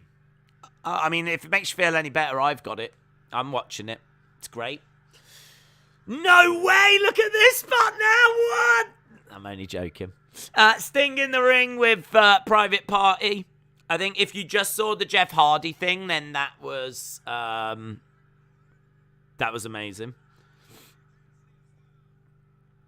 It's been, you know, as we said, you look at this card, it's just an average Dynamite this week, but damn. Good first match, and then that Jeff Hardy spot. I don't need any other spots now. That Jeff Hardy spot, oh, look, oh, it's, oh, God. They botched that.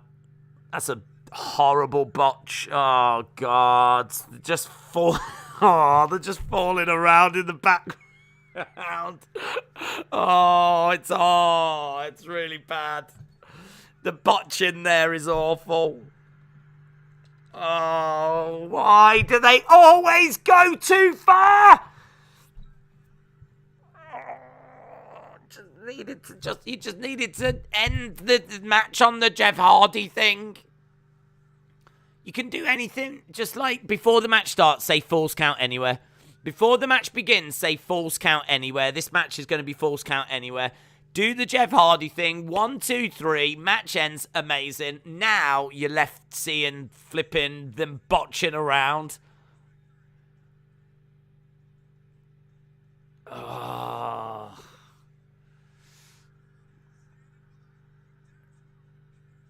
Oh. Oh. You didn't see the botch. Oh my God. Comedy hour.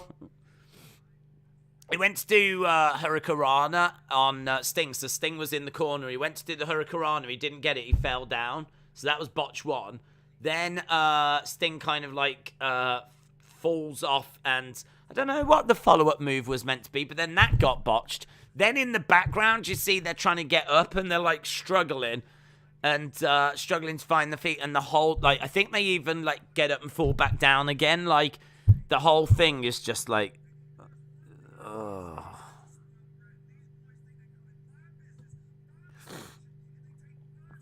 Great first match. Great Jeff Hardy moment.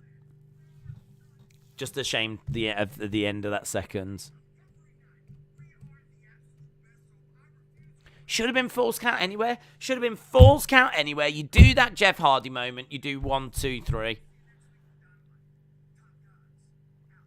But they had to go back to the ring because I think it had to finish in the ring. So I get why it had to go back, but damn, the Hardy moment was that's where you finish it.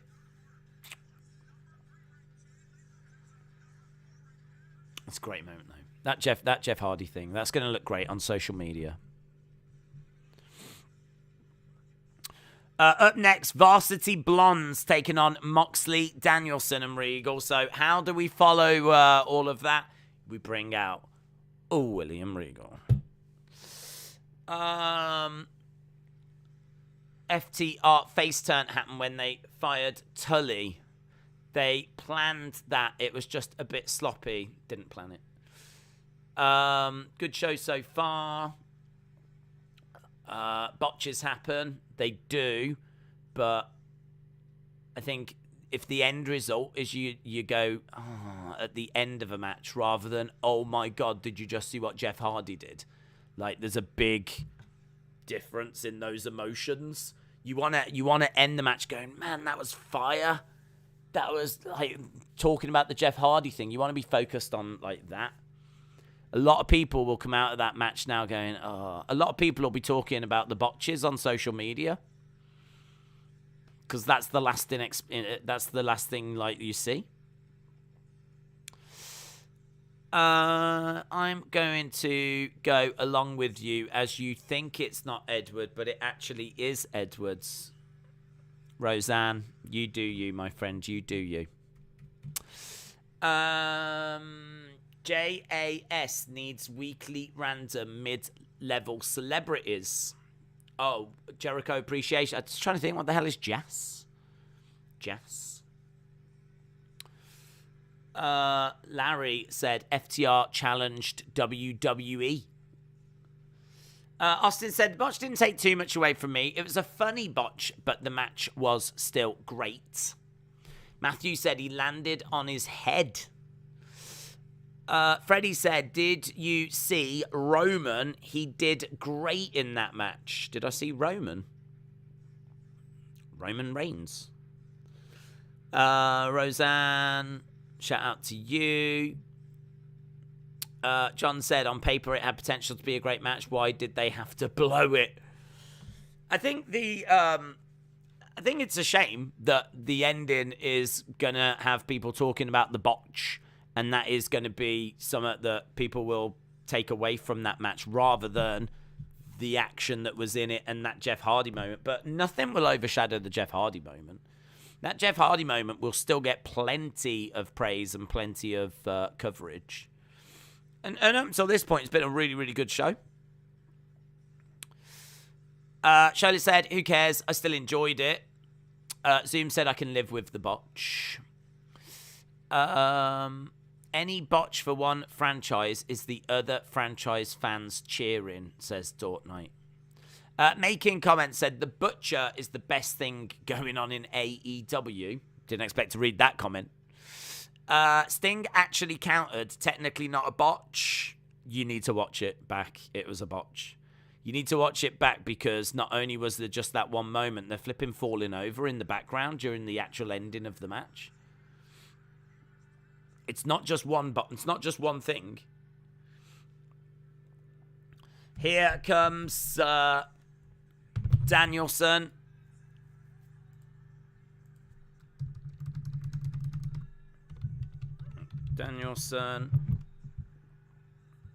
And Moxley. Danielson and Moxley taking on Varsity. They're already in the ring, the Varsity Blondes. Regal's gone on to commentary. What was Tony smoking, saying he's not seen anything like that Jeff spot before? Perhaps he meant today.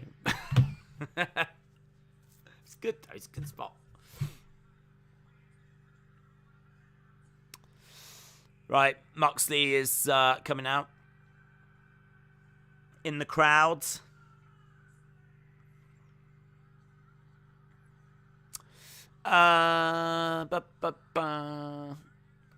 Love your lordship, Regal. Moxley Danielson time. Moxley making his way down.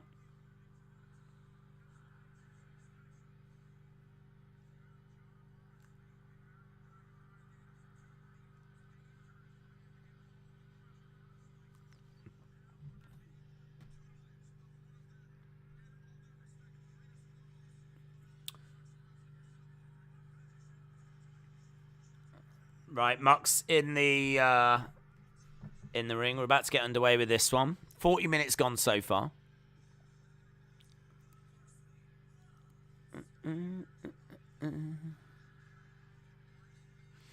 Right, we are underway. Moxley to the outside, and we've got Danielson inside the ring. Yes, chance. As Danielson fires in some really quick kicks.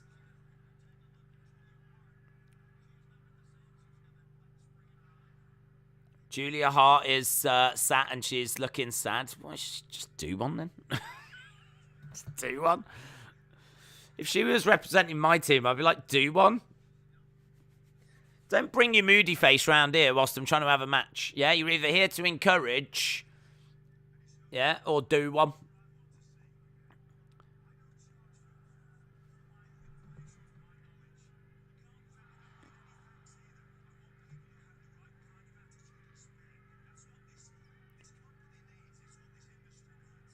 Regal says, I want people to have the right attitude and spirit.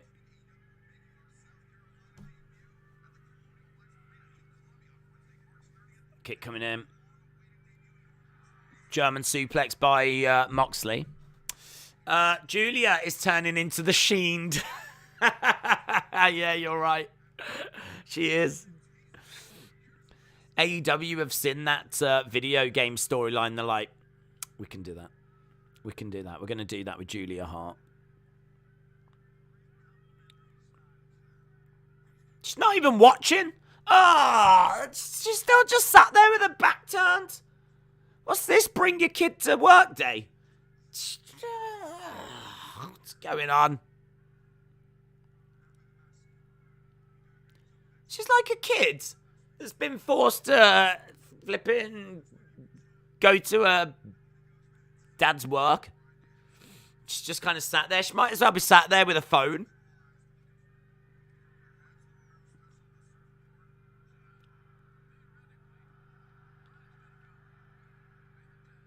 Imagine being ringside for a Bryan Danielson match and you purposely turn your back on it. The disrespect is, it's staggering. It's staggering. I can't even get my breath. Can't even get my breath at the disrespect. 1, 2, kick out. She looks like she got yelled at and she's upset. Watch the damn match, Julia. Nice, hanging on the top rope. Danielson going up top. Knee to the back of the heads. 1, 2. Shoulder up.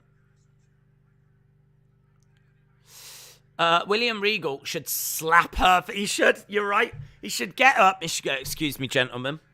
Get up. Walk right down. Go up to her. Bosh, like this. You watch this, young lady. You watch this. You want to be part of the wrestling business? Then you watch this, young lady. I don't care that you've got pink eye. Low kick coming in by Danielson. Uppercut coming in. Goes for a clothesline. Danielson in the ring. How long do you think Thunder Rosa holds the title? Don't know. Honestly, don't know. I don't know who they've got lined up for her. I mean, if she faces Deeb, 5 minutes.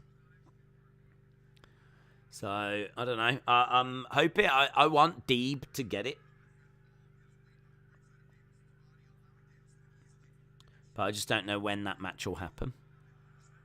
Or if AEW will be brave enough to put it on the Professor.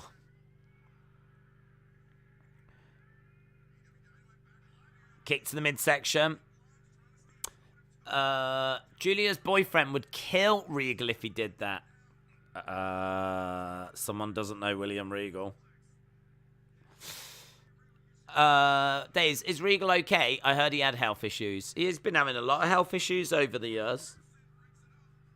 But he came out online and said that he's all right at the moment.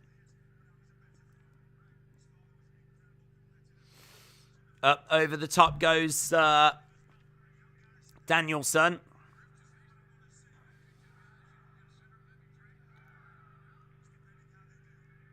So JR said, are these two guys that you would consider like training and working with? And Regal said it really depends how they do. Look at a moody face. Oh my God.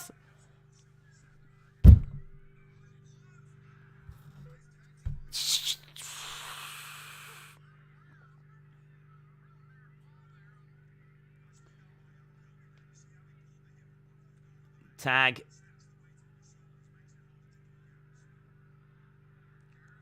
Garrison is in. Charging over. Danielson's come in. Knee. Kick to the midsection. Pillman. Paradigm shift connects by Moxley.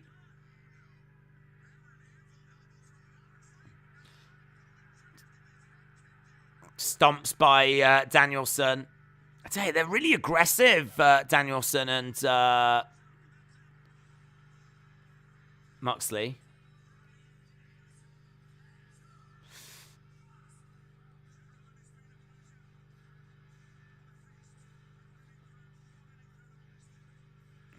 Well, there we go. It's over. Danielson and Moxley are victorious. Here comes Regal, making his way. Please, honestly, slap the taste out of her mouth. I'll love him if he does that. Oh, I love it. Do it. He just walks past her like she's not there. Should have kicked her. Should have kicked her off the steps. Take the trash out, Regal.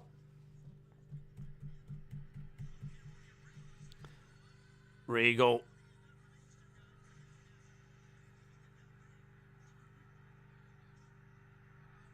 In the ring with Moxley and Danielson. She's still sat there? She didn't check on him? She didn't do nothing?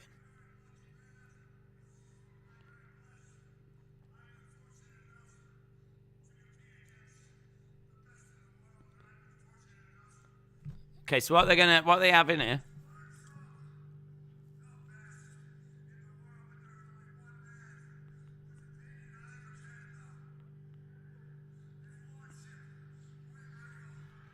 Moxley said there's only one man whose opinion I ever cared about, and it was your lordship, William Regal's. Regal.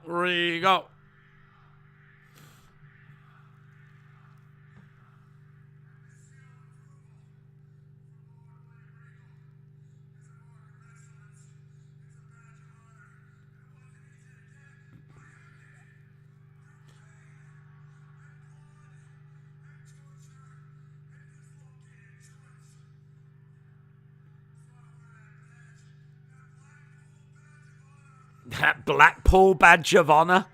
Blackpool Badge of Honor.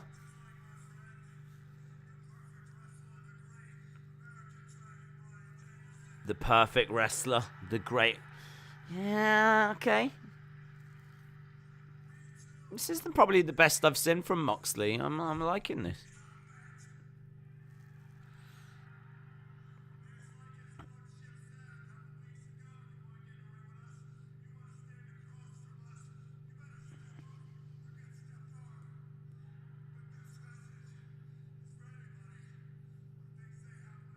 This message is for anyone who thinks they've got what it takes.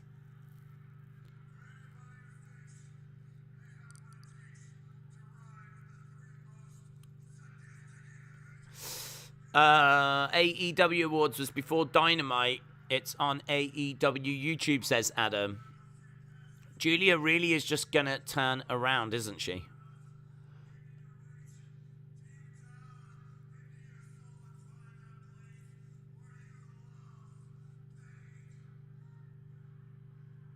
I thought they looked great in this match, you know. I loved the pace, fast pace, a lot of intensity.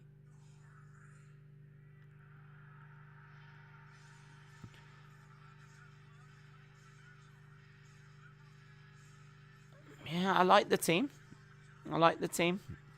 Someone in Fight TV chat says they should be called the Blackpool Combat Club. The Blackpool Boys. Okay. Tell me, think you're going to kill us. The Blackpool Combat Club. Is that what they called them? I didn't hear him say that. Are they called the Blackpool Army? The group should be called the Combat Club.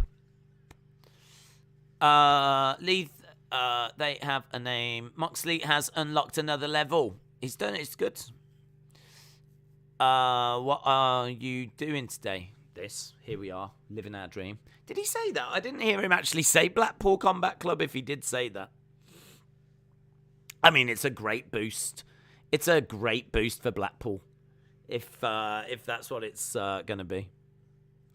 That is the name. I rewatched the DVR. He couldn't lock the legs to finish the move. Is that what you call a botch? Yeah, because he didn't do it correctly, and then he fell down, and then the follow-up move doesn't go right, and then even after that, they fall over in the background, whilst I think Sting is trying to set up to do a Scorpion Death Drop. Watch them in the background of that. There's about 3 moments in a row where it's a botch. So there's 3 things in a row that don't go to plan. Blackpool Combat Club. BCC. It's the BCC. Yeah, I didn't hear him say that. I like it. The Blackpool Combat Club. It's cool. Blackpool is, it's kind of like our Vegas, right? It's, I mean, nowhere near Vegas levels. Nowhere near, right? If Vegas was like 1,000 times less cool and 1,000 times less fun, that would be Blackpool. But there is a like theme park there that's got like a massive roller coasters and everything. So there's a theme park, there's a water park. They've got like Madame Tussauds. They've got the tower, which is kind of very similar to the Eiffel Tower that you can go up and look around. It's on the seaside, so there's lots of like fish and chip places to have fish and chips. There's lots of bars, pubs, a few restaurants, lots of arcades, lots of arcades. You can go to different arcades. They sell rock, which is kind of like just candy, long candy. I don't know if we've ever looked at it before, but whenever I think of Blackpool, I do think of rock. Let's have a look and see Blackpool rock, so I can show you what I mean.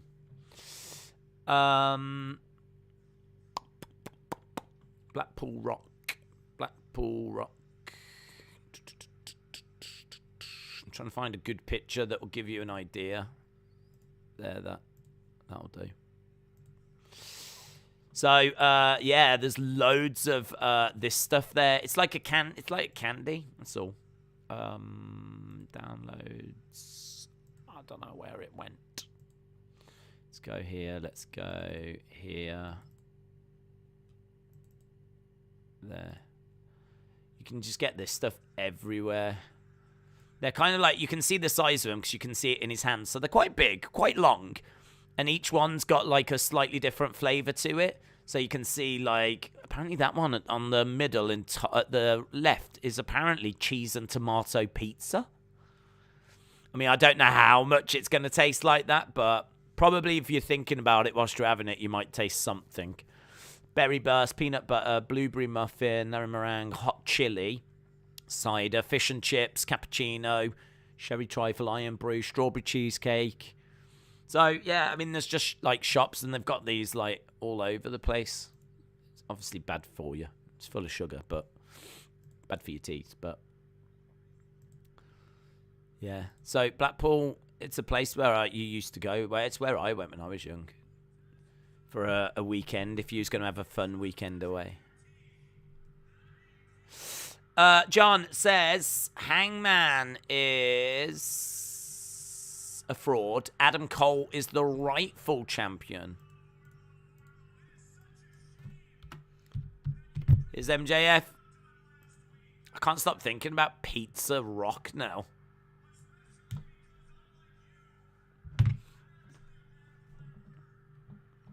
Blackpool Combat Club. I mean, I do like it. I do like it. Shut the F up is the chants from the crowds.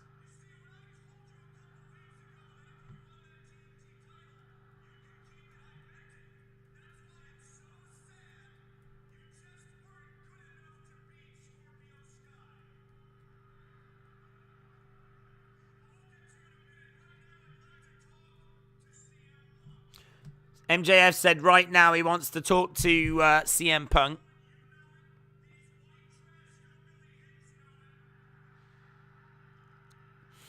Wardlow should join Regal and Co, says Larry.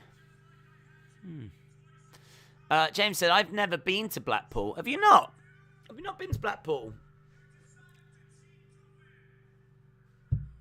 We went like once every few years when I was young, and we would go to the theme park there. We would go up the tower. It's brilliant. I want to say October time, September, October, they have the illuminations. So Blackpool has got a road that runs all the way along the beach, and they put lights up all along that road, and normally they're themed. So, you know, if there's like, I don't know, big kids show that's on at that time, like I should imagine Marvel has probably been a big thing over the past few years. They've probably had a lot of like Marvel characters like in lights and everything, and that's a big thing that people go to, is the illuminations. There's a lot of shows there. A lot of comedians do shows there, and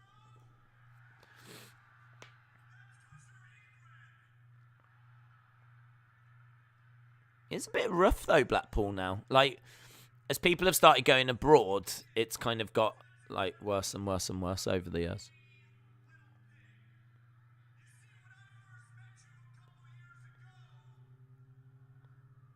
Wardlow chants. Good, chant his name.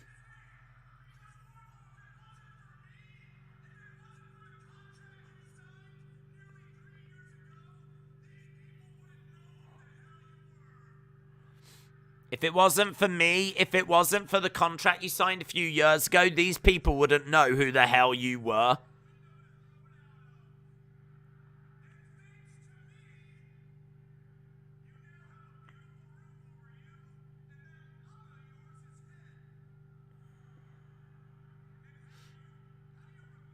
Okay.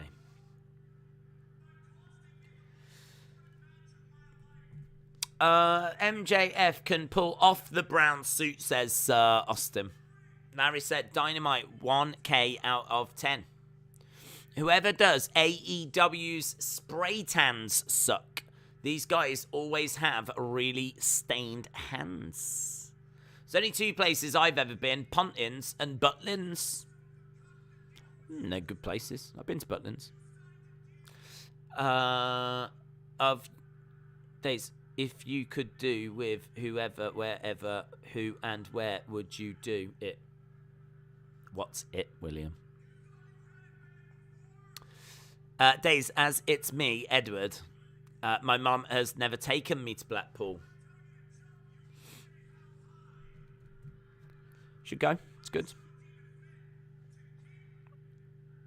If you've never been, I think you'll really enjoy it. Go up the tower.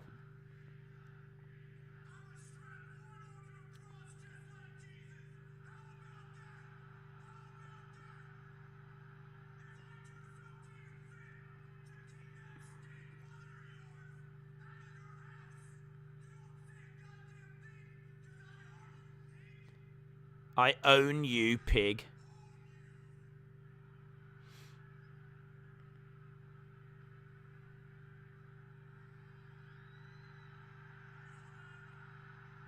So, Wardlow's coming down.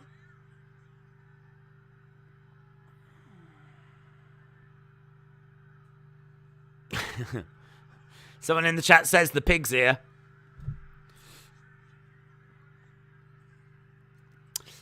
We need Wade Barrett in AEW. Isn't he from Blackpool? I think he's from Manchester. I don't think he's from Blackpool.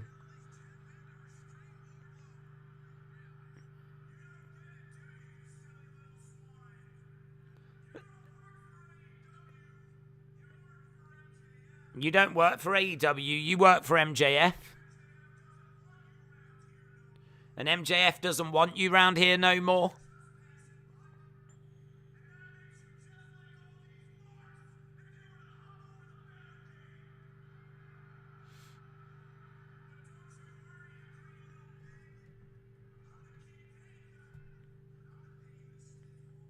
I'm going to pay you to stay home. That sounds great.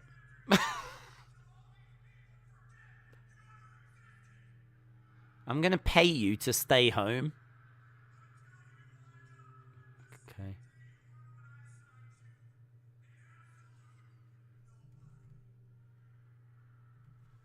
Which sounds great. I would take that. I'm going to pay you to stay home. And that's my punishment. You're punishing me by giving me money to do nothing. Doesn't need to get up early, fly all the way over to these places, have to do any security work or anything.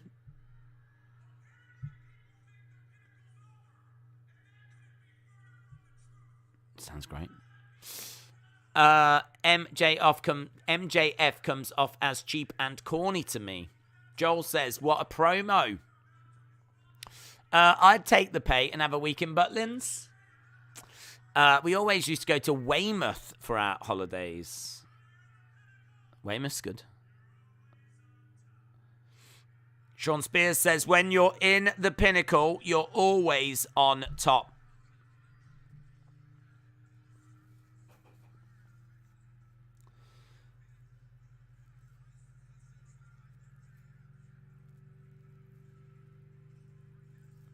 John Moxley's talking was rough.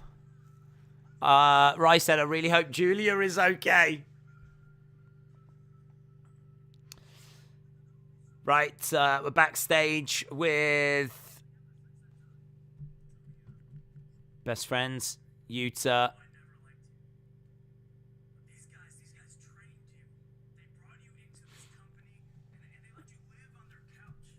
I never liked you, but these guys trained you and brought you in. It's not called the William Regal Tough Guy Club.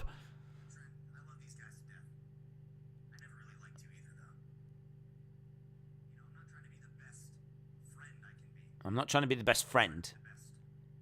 I'm trying to be the best wrestler.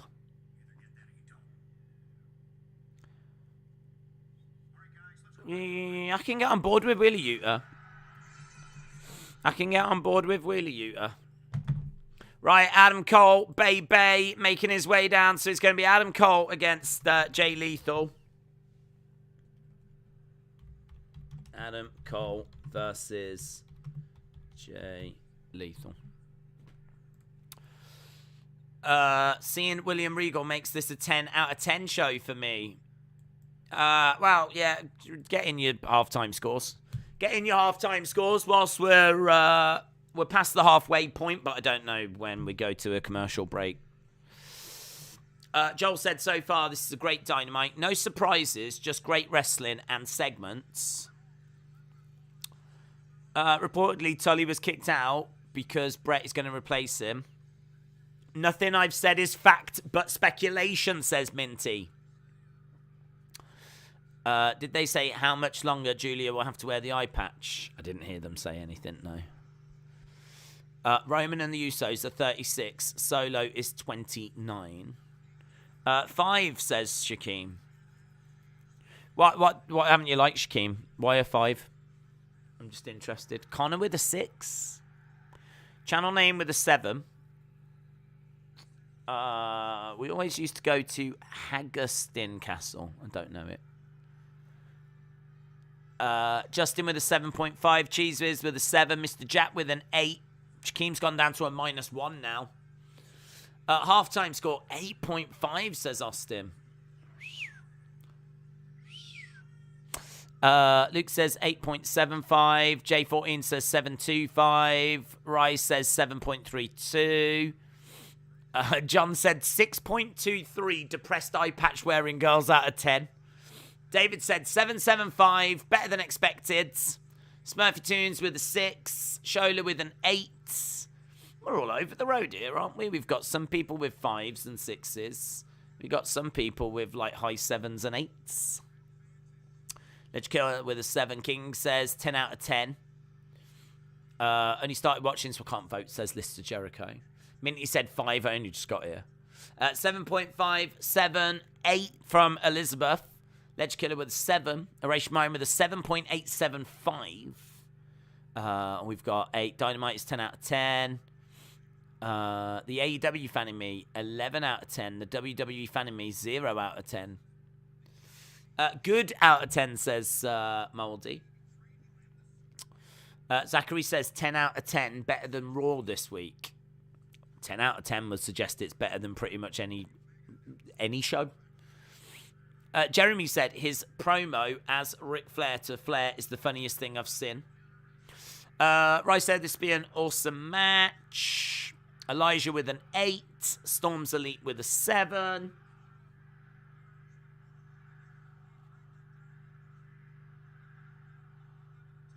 Strike coming in. Chop coming in by Jay Lethal.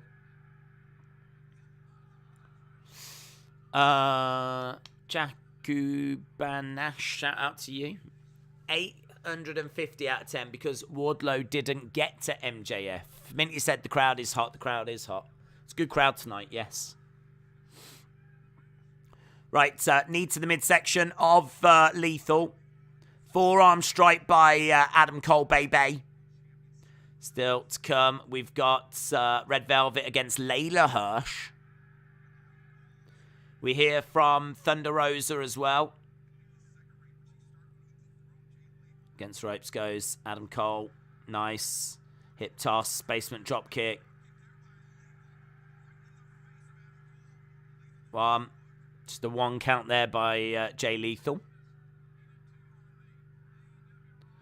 Jay Lethal has got Adam Cole down on the ground at the moment. Let him much respect. Hello from San Antonio. Hello, hello, hello. Dort Knight said, is Bret Hart really coming back? It is believed, yes, that he is coming back to work with FTR. Let's go Lethal. Adam Cole are dueling chants at the moment. Good work there by Lethal. Adam Cole gets on the outside of the ring.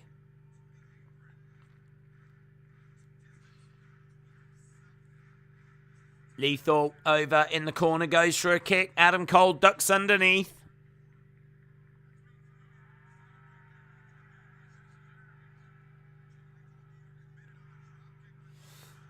Drop kick. Against the ropes goes Lethal, suicide dive into Adam Cole. Lethal again going back into the ring, collides into Adam Cole. Jay Lethal going for one more suicide dive.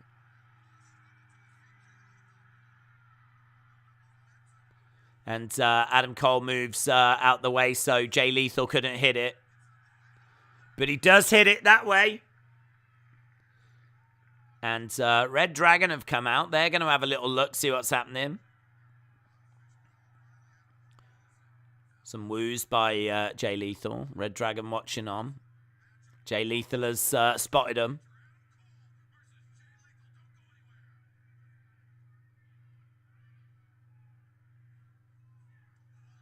Kick there by Adam Cole. There's a ton of Ring of Honor history with him, said Jeremy. Days, I bought the AEW pop-up stage. It's huge. It's about 2 foot high, 3.5 foot long. Probably third week in April. Definitely after Mania. Shout out to you, Robert. Shout out to you. What city are they in? They're in Austin, Texas. Austin, Texas. I think it's obvious Brock will win. No questions asked, says King Savage. Connor said AEW should just rename their show Faction Wars. Every storyline and 90% of matches are about factions. Is there any explanation of the ranking system? Is Cole still ranked number 1 after losing his title shot? They haven't said anything. Brett's a legend, no doubt, but do I really want to see 10 minutes of TV time for him to waddle to the ring, says Deviant Dev. True Killer said, I've had 7 lines today, but don't do drugs. It's good advice. Mania is now 9 days away. Eric said, shout out to you for my son, Jack. Shout out to Jack. Jack, hope you're enjoying AEW. I believe it is that commercial break at the moment. We've still got the action. It's kind of died down a little bit. They're back in the ring as Jay Lethal gets thrown into the corner. What match excites you for WrestleMania apart from Roman versus Brock? Cody versus Seth, if when that's made, will be the match. I don't know. I'm not going to say most looking forward to, but it would be right up there. Every match continues the storyline. Bad match. Every match must continue a storyline. Good thing every match continues a storyline. Bad thing every match must continue a storyline. They said on commentary that Cole is now ranked 4th, says Kenzie. John said, did the tornadoes miss or not do that much damage to Austin? Was it taped before the tornadoes? I don't know about tornadoes. So, I mean, this is live, I believe, isn't it? Not aware that this is taped. So, for me, there's no hype for Mania compared to previous years, says True Killer. They focus too much on the celebrity matches. Channel Name said, I most likely won't be getting Mania, so I'm going to rely on you, says Channel Name. Okay. That's a shame. Sorry to hear that. I mean, if you've got Peacock, it's just on there for free. But then if you don't have Peacock, I can understand you not wanting to subscribe to it if you don't quite fancy it anyway. What I said was Jay Lethal is godly in the ring. He panders to the crowd. He's a great wrestler and a handsome man. Handsome man. 1, 2. Kick out by Jay Lethal. Down goes Adam Cole. 1, 2.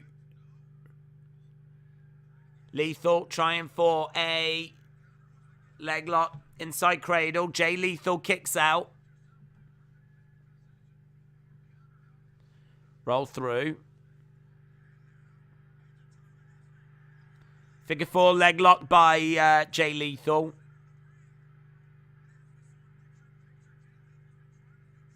Got Red Dragon coming down. I think there's a sign in the crowd that says Cornette won't like this. I think there's a sign in the front row that says Cornette won't like this.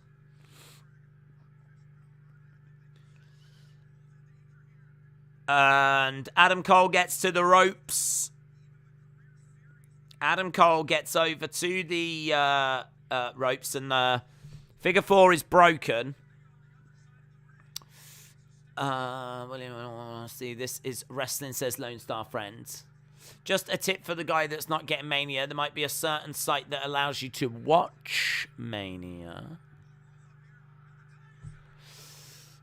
Minty said, for those wondering, Kenny Omega is probably going to be gone till December. December? Is he injury like that bad?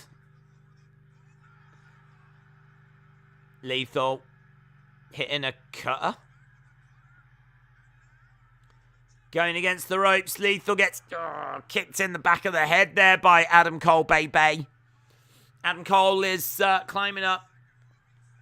James said, WWE calling this year's Mania the most stupendous is a bit laughable, to be honest. Adam Cole in position. Panama Sunrise. 1, 2. Shoulder up. Kick out by Jay Lethal. Adam Cole in shock. Kenny is having multiple surgeries. Is he really? I haven't heard this. Has he got... How come it's so bad? I never heard this. That was a sexy cover by Cole. Kenny Omega's got surgeries this month from a surgery that typically has got an estimated recovery time of 8 to 10 weeks. I mean, I must admit, like, December, considering he's been out for a while already, him being out to December, I find hard to believe. Lethal had rolled up. Adam Cole, low blow.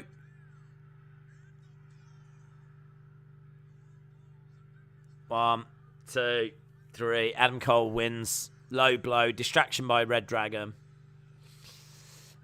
In States, Peacock Premium is £5. £5 to, or $5. $5 to watch all WWE. Does Panama Sunrise ever lead to a pin? Honestly, in AEW, I'm not sure.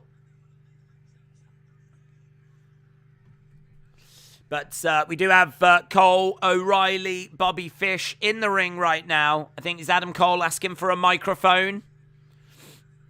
See what it's got to say. Hope he starts singing.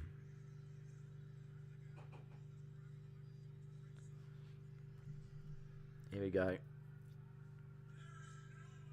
There's no one on the planet. There's no one on the planet that deserves the AEW World Championship more than Adam Cole, baby.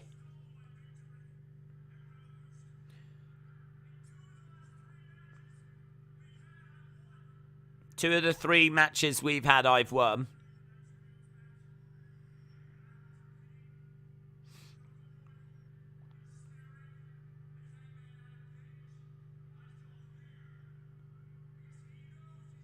Why has he got gum in his mouth? He's got... I can see blue gum in his mouth. Why would he have that?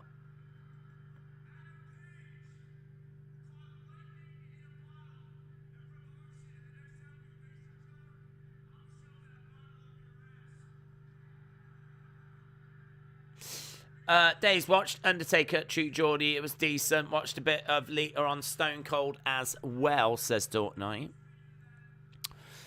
Yeah, it was good. I thought it did a decent job.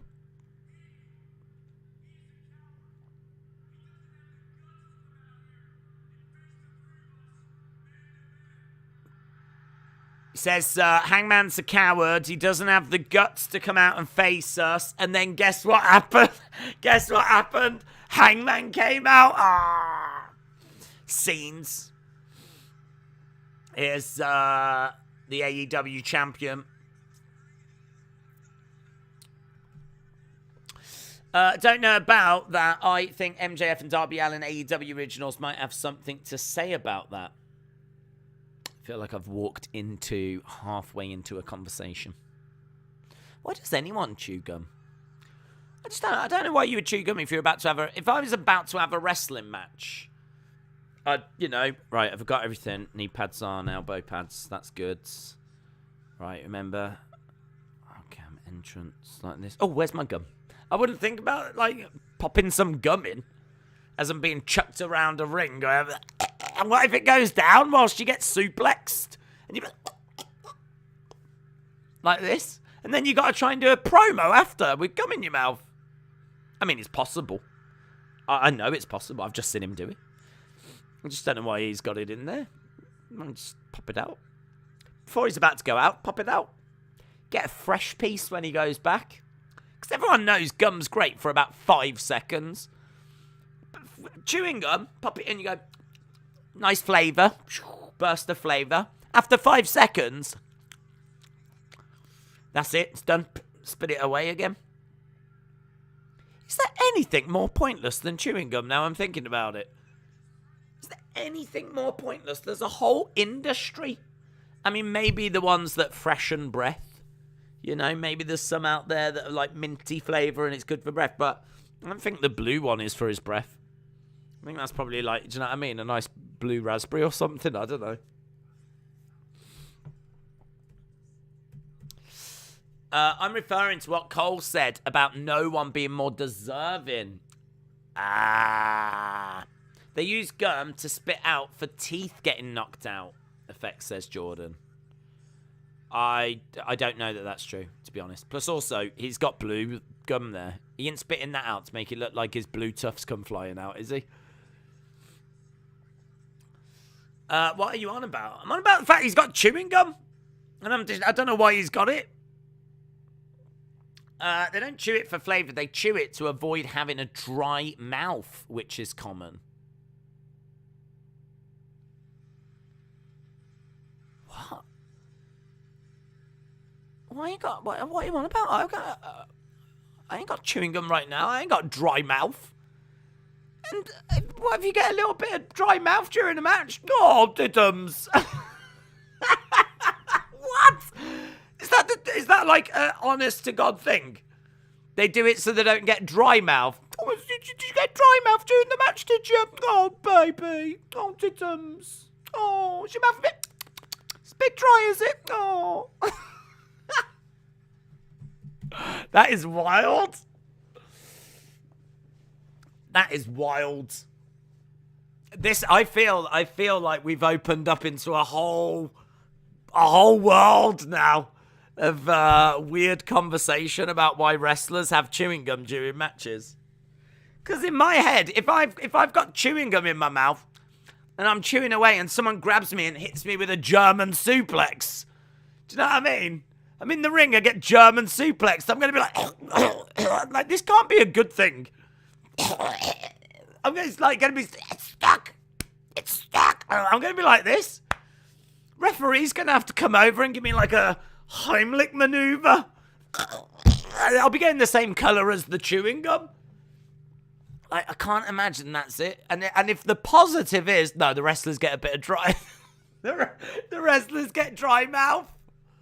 I'm sure it's true. I'm not even saying that that's not true. I just think it's one of the craziest things in the world. There's people out there getting their arms broken and blood coming down and flipping Big E's breaking his neck and all this. And the wrestlers are like backstage going, has anyone got my gum? I cannot be getting dry mouth. I cannot. Has anyone got gum? Where's the gum? Where's the gum?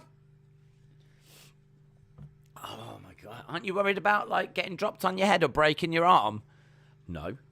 I'm worried about dry mouth. Where's the gum? I love it. I love it. Isn't it fun? Don't you think it's funny that you can just have a random conversation about something and just go into like areas you wasn't expecting? I wasn't expecting any of that. Adam Cole, baby. Get the water! Get the water! The referee's giving the sign! The referee's giving the sign! Ladies and gentlemen, due to dry mouth, this match has been ended. He's got dry mouth. He's got dry mouth.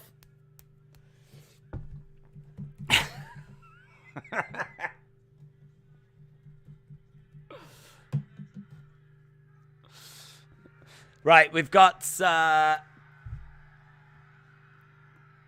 Ty and Sammy. Are they wearing matching shoes? It freshens your breath and looks cool, says Blaze Radio.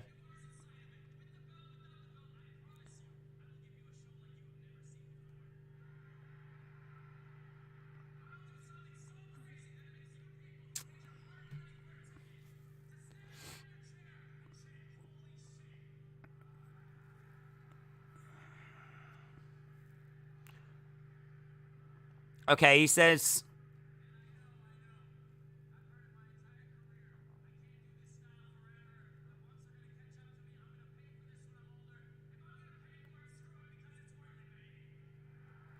Sammy said, I can't do this style forever. The bumps will catch up with...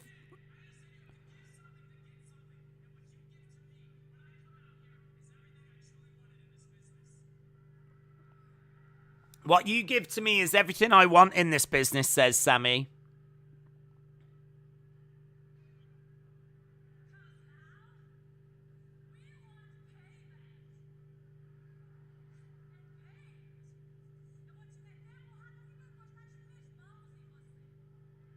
We want payback.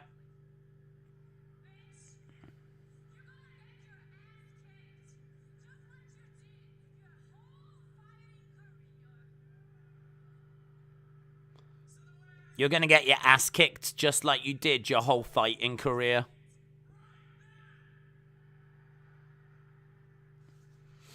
So, Ty Conti calling out Paige Van Zandt.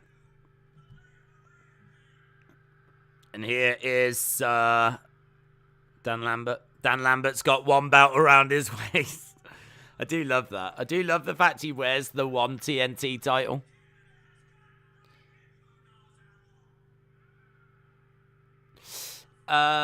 This is not a good promo. They are kind of corny.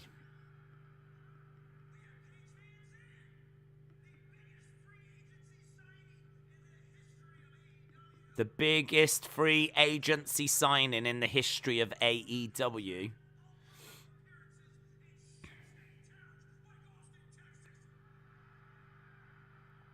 Wasn't CM Punk a free agent?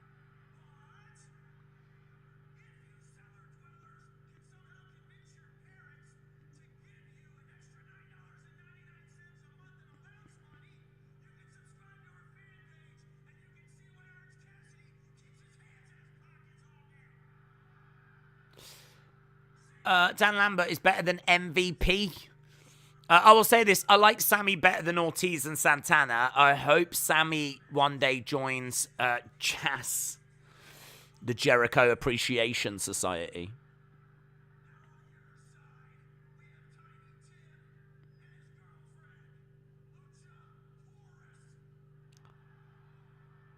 Oh my God.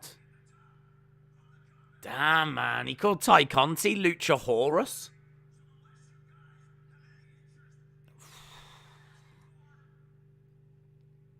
His delivery is not as good as MJF's, but I do think he comes out with some lines that are better than MJF.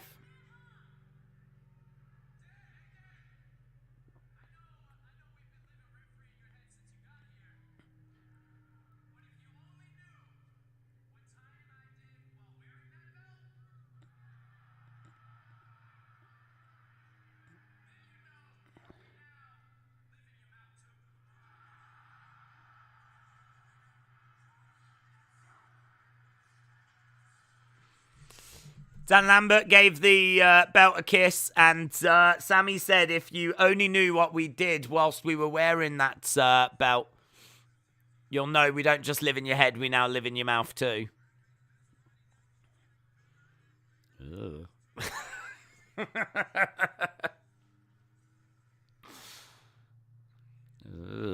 Yeah. I think everyone's like,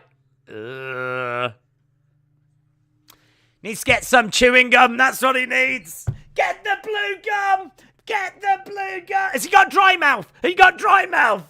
It's worse than dry mouth. It's worse than dry mouth. It's worse. I got Sammy and Tie Mouth. Sammy and Tie Mouth. Page to AEW confirmed. Yeah, guys, Page. They didn't actually say Paige Van Zandt. They were talking about Paige. I think this Mania could be the best ever, as we still have the likes of Bayley and Asuka and maybe The Rock and Cena, as I have heard rumors to potentially return at Mania. What are your thoughts? To be honest, it was such a long message, I switched off. I just read words. It's super dry mouth. Super dry mouth, the worst. Here's legit Leyla Hirsch. Get the gum! We've only got orange! No, I need the blue! Has anyone got any blue chewing gum? Has anyone got blue chew? I need blue chew! I don't think that's what you're asking for. No, it is. I need the chewing gum, the blue chewing gum. I need the blue chew. I need the blue, guys. I'm desperate. I need blue chew. No, stop saying that. That's not what it is. Oh my God.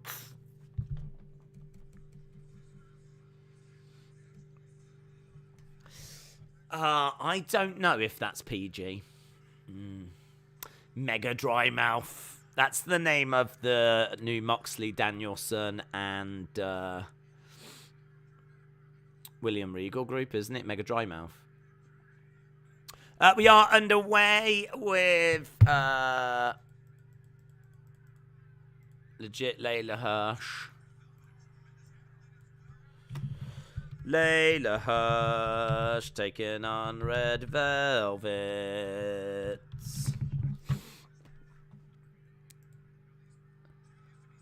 Into the barricade. How long we got? Half an hour.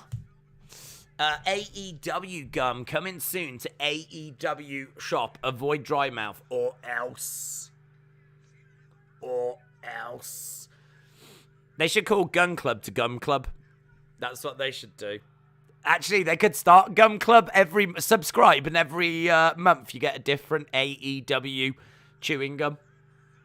That'd be good. You could have red velvet flavor, couldn't you? That'd be nice. Orange Cassidy. Malachite Blackberry.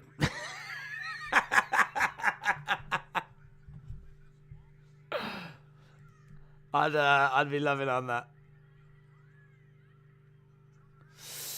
I find it awful to push Leyla, a Russian, say she's Russian, she's tough on commentary while she wears a Russian flag and camo colours with everything that's going on right now.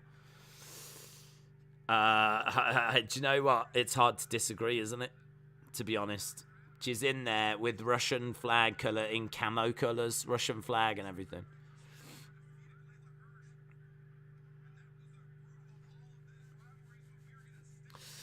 The Gun Club, yes. Does anyone play AEW game? I played it for 10 minutes and got bored. Which game? The new game. The new game's not out, is it? Is it? What do you mean the GM one? What do you mean the GM one? Red Velvet was supposed to turn heel because of the booze she was getting during her feud with Britt Baker. Right, I don't know if we are at commercial break still. Leyla has already addressed it. She didn't address anything. She's in the ring with the Russian flipping flag colours on her attire, so she could address that. I mean, I've seen her put a statement out about it, and to be honest, I read it, and I felt no different afterwards. I don't understand why she so stubbornly is still displaying Russian flag colours. And it's easy to say, like, well, they're the colours for, like, other nations, but she's Russian. Do you know what I mean? I wonder what they symbolise. I don't disagree. We are at Picture in Picture, says Austin. Jilly said, Red Velvet is so small and petite. Leyla Hirsch looks like a heavyweight.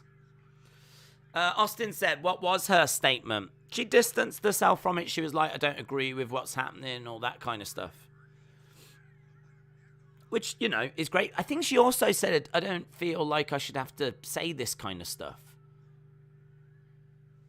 I kind of read it and I was like, I think you're missing the point, to be honest. I think you're missing the point. This isn't about you. You know, just like how those Paralympians, you know, can't go. You know, a lot of them might not feel that way. But let's not go down this road. We had fun with this during the UFC stream.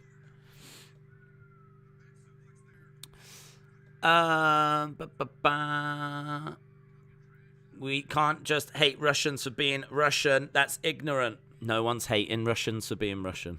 That's not what it's about. You're missing the point. That's not what it's about.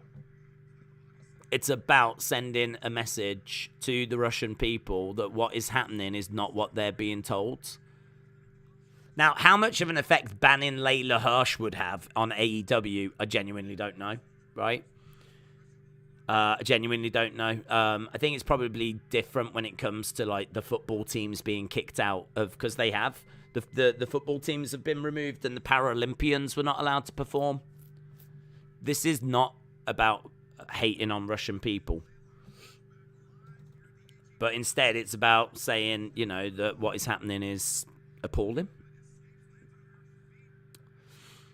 So, you know, wearing the flag on your ring gear is a statement. It shows support for your country. And right now, the optics are, it does look like she's supporting Russia. Now, she came out and said she doesn't. But how many people are going to read that statement? And is it really too much to ask for her to change her ring gear right now? I don't feel like that's much to ask. I don't feel like that's the biggest hardship in the world for her to do. Has she not got any ring gear that doesn't have the Russian flag on it? At this stage, you would say that she's actively not doing it on purpose. With everything that's going on, it would be nothing for her to find some ring gear that she could wear that didn't have it on. But she's seemingly choosing to have it.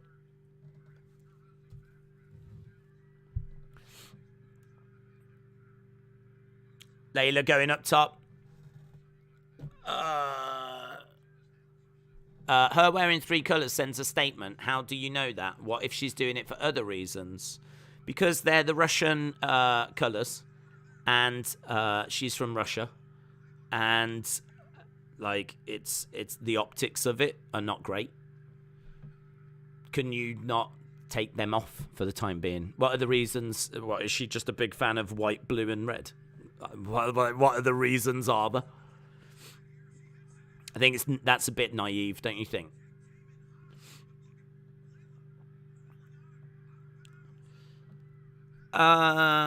You can be proud to be Russian and wear a flag. Stop being soft.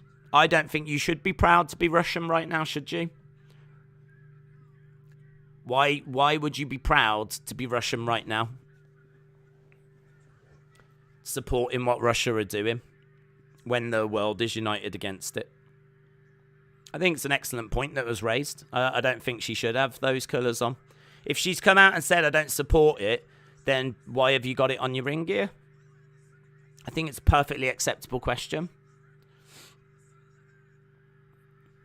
1, 2, 3. Leyla Hirsch wins. She hits Red Velvet with a bit of metal that was underneath the ring and picks up the 3 count and is victorious. Have you seen Ty Conti's latest tweet? Nope. Russia put in a bid to host the Euros. Did they? Lol. That's prejudice. Is it prejudice to have the Russian football teams removed from World Cup? Russia can't go to the World Cup. What about the fact that they've been removed from European competitions as well? What about the fact the Paralympians can't compete now in the Paralympics? What about all the companies that are leaving Russia at the moment? Like, you need to pay attention what's happening in the world, I think, because what's happening in Ukraine shouldn't be ignored. I've got no problems talking about it because I think what's happening is appalling. I think it's absolutely appalling. And I'm not someone that's just going to sit here and say it's appalling. I'm saying, like, you know, I don't understand why she's seeing the same images we're seeing. Why can't she take them? Why can't she take that off her ring gear? Was the Sheik a huge heel during the hard times in the Middle East? Could just be used to make her a heel. You can't use this to make him a heel. Can't use this. It's a different era. So this is where wrestling used to be. It used to be that way, whereby, you know, if you look at like WrestleMania 7 and you had Hogan against Sergeant Slaughter. Sergeant Slaughter was an Iraqi sympathizer.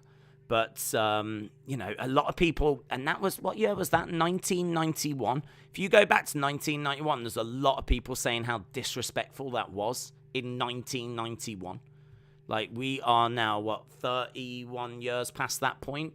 The world is a very different place to 1991. So if there was people being very critical of WWE doing that in 1991, then, you know, anyone that's going to use this war right now, this conflict between Ukraine and Russia to create a heel, it's not what should be done. It's where wrestling has been. It is where wrestling has been. You know, we spoke before about, like, the Nazis were used, like, after World War II as heels. And the Sheik, of course, the Iron Sheik with Iran, Sergeant Slaughter. So there's a very rich history of it. But it just doesn't. It's not where we are right now, is it? It's not where we are right now. Vape Ross Vape, shout out to you. J Brock said, I don't think it makes it right. It's the government, not the Russian people. Yeah, but the Russian people don't know what's going on. The Russian people are being told, why do you think there's people having to hold up signs saying end the war on Russian TV? It's because what's on Russian TV is not reflecting what is actually happening. So the Russian people aren't even aware of what's going on. So, you know, the hope is that all these companies that leave Russia and pull in the Russian teams out of the World Cup, pull in the Paralympians out of the Paralympics, this sends a message back to Russia that the world is united against what they are doing. And the world is pretty much united against what they're doing. If you looked at the United Nations, there's only a handful of countries that actually side with Russia. So, you know, just however you can get the message to the Russian people and send a message back to Russia that the world is united against what they're doing, I think that's a very important message. I think it's a very important message.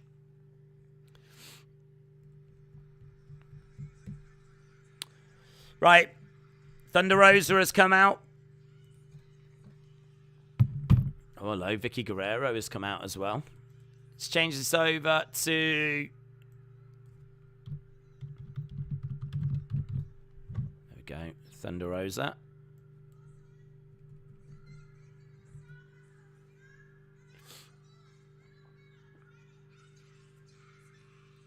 Vicky Guerrero says, I'll give you a little bit of credit.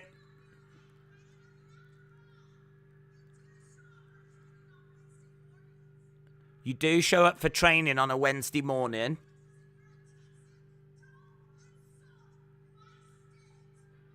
Don't insult my state.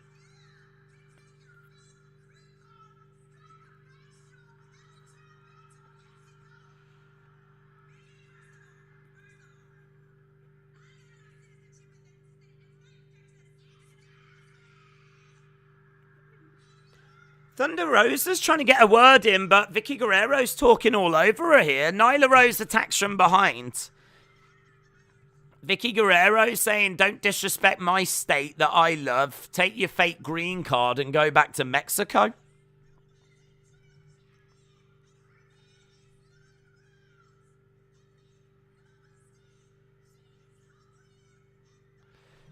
So Nyla Rose attacking Thunder Rosa from behind.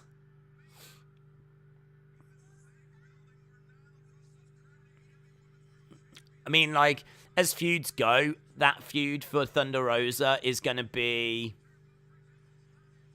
I mean, it'll be all right. It won't be the most engaging of feuds, but it's a winnable feud for her, isn't it? It's a feud that she can get a victory in. Did you know Leyla Hirsch was trained by Joe Gacy? No, I didn't. That segment wasn't it. I know they did it live to get a pop. But come on, says Joel. Yeah, it wasn't great. It wasn't great. I'm not too excited about Thunder Rosa against Nyla Rose. The only thing is, though, I'm pleased it's not Serena Deeb. If it was Serena Deeb, then I would be worried that we would be... If it was Serena Deeb, I'd be worried that we would be getting Thunder Rosa winning that feud. It's too soon to take the belt off Thunder Rosa. And I really want that belt to find its way onto Serena Deeb. But, yeah, so I'll take the fact that it's not Serena Deeb yet. But can't say I'm too excited for Nyla Rose against Thunder Rosa. I think you've upset some people. Good. I don't give a flip. It doesn't make any difference to me. If I've upset some people, if whatever I've just said has upset you, good. You should be upset. Because what's happening in the world right now is appalling. And as I said, it's absolutely not about attacking Russian people at all. I've got no interest in doing that. I'm not interested in doing that whatsoever. But it is about making sure that the message gets through to them of what's really happening. And that the world is united against what Putin is doing and what is being done in Russia's name. So... Jeff Hardy had dry mouth during his last in WWE. Why do you think he left early? Dry mouth. That'll be it. Didn't have enough access to chewing gum, did he? Didn't have enough access to chewing gum. Harley said, look at Tay Conti's recent tweet. It's awful. Okay. What's Tay Conti saying? Awful in what way? Awful as in, like, it's going to make me want to throw up again, like that promo did, where they spoke about what they did on the belt. Oh, my God. Yeah, no, it is. There's a picture of her and Sammy in bed. I can show the picture. It's not that bad. There is Ty and Sammy naked in bed with the TNT title around her waist. So she has sent that out, tweeted that out, so that people can get an idea. Just in case you couldn't figure out what they were talking about, she's provided a picture for you. Right, are we at main event time now? 14 minutes or so to go. We've got... Silver and Reynolds coming out. This is going to be the debut of the Jericho Appreciation Society versus Silver and Reynolds. The best picture ever, says Roseanne. Brenton said, how do you like the MJF promo? I am late to the stream. I thought it was all right. I wasn't crazy about the MJF promo. I mean, like, I thought it was all right. He called Wardlow a pig, spoke about the fact that his, with his mom, he lives with his mom, or his mom lives with them. And he just kind of said, like, I don't know. I mean, like, it was another promo where I was listening and there wasn't really anything in there that kind of made, like, got a reaction out of me. That's what I was saying. Like, when Dan Lambert called Ty Conti Lucha Horus, I was like, damn, man, that actually felt like it should have got a bigger reaction than it did. I think it's because that Dan Lambert's delivery is all very it sounds very monotone. There's not much inflection in there in his delivery. He doesn't really ever pause. Everything's just said at the same speed, same time. It feels like he's reciting a script. He's practiced it all day, and when it comes out like this, and it's all very I feel like some of them lines, if they were to be given to, like, MJF, he would kill it. He would kill it. MJF's delivery is so good. His inflections are good. His timing is good. The pauses and everything are good. All of that stuff is, like, amazing with MJF. And that's the kind of stuff that Dan Lambert's missing. So I thought that MJF's promo was fine. It was watchable, entertaining. I saw people were enjoying it. It just always feels like it needs, like, a bit more of a punch to it, you know? A bit more of a punch to it. I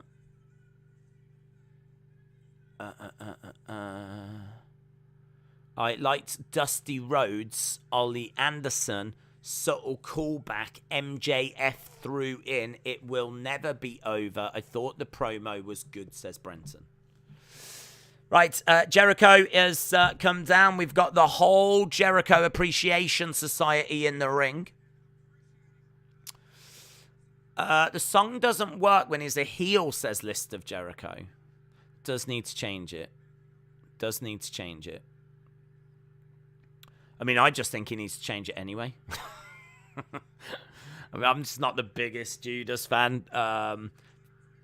But the crowd like it, and it's over with them, so yeah, he does need to change it. Having them sing along, I mean, it would be a great heel thing to do, to take it away from the crowd.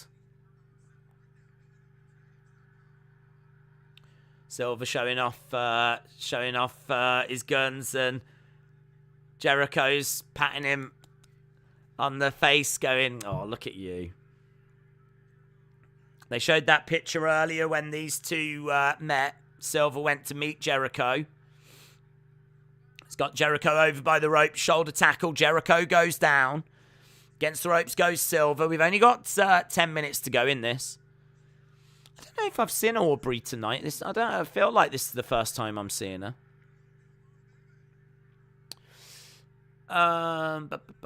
There are rumours they're changing the Judas song, said Brenton.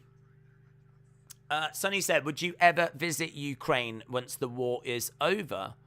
Yeah, I would visit Ukraine. I mean, I've been to Poland, which is just next door. So I have been over to that part of the world. But I've never had a reason to go to the Ukraine. But, yeah, I'd visit it. It's meant to be quite nice, actually. Well, was in certain places. There's, like, places you can go that, they're built on tourism. So, like, there's lots of places kind of around that part, like Eastern Europe, that people go for, like, stag do's and whatever, because it's cheap. Loads of alcohol, cheap. You know, you can get quite a bit for your money. And their economies are built with tourism in mind, so it works for them, it works for us. I think sometimes people can get a bit carried away when they go. But I went to, like, Poland, and I went to, like, a music festival, and you could get a 9-inch pizza and a beer for, I think it was like £3, which would probably be about $5 at a music festival. Like, not even just out normally, that would be amazing, but at a music festival here in the UK, like, as soon as you go to, like, a festival or something, the prices go to the moon. They go full on Cameron Grimes. So, yeah, it was great prices over there. Reminded me of prices here from about, like, 25 years ago or something. So, yeah, it was really, really good. So that's why a lot of people go. But I kind of think of like Croatia, Ukraine, Poland, Bulgaria, those kind of places. That's what I think of. I think of like a really fun, cheap weekend when I think of them kinds of places. But I'm sure you could go for longer and like, you know, learn the history and do tours and whatnot. Chernobyl was a good show. It's weird hearing about it on the news because of the war. Chernobyl's a great show.